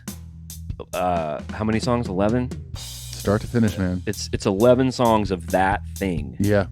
So in that way, it's cool because it I don't know. It's almost an argument against the Tank thing too, because they could have put together some sloppy, weird, sort of dislocated shit, like with Presidio stuff that was kind of ambient and weird, and then their new HQ stuff. They could have just thrown a bunch of bullshit together. I think this is probably the best 11 moments, most fleshed out, recorded that they were of the material they were fucking around with at the time. Yeah, for sure. Yeah, they knocked it out of the park with the artwork. Oh my gosh, the artwork's amazing. Pusshead stuff, photos beautiful on the inside. That Bound Angel's sick. The back with that's like more classic Pusshead than the fist. But Yeah, wearing for sure. the fist necklace. And James is right that this record has found its people. Mm-hmm. There are people that were the same age that I was when I discovered Injustice for All. That this is the first record they heard. And I was like, whoa, what is this? Right. So, And that's, to each their own. That's how you discover it. And if you love it, great. I mean, here's what it's not. It's not a record you can just dismiss. It's not a record that's like, oh, I don't really care either way. And in that way, that's cool.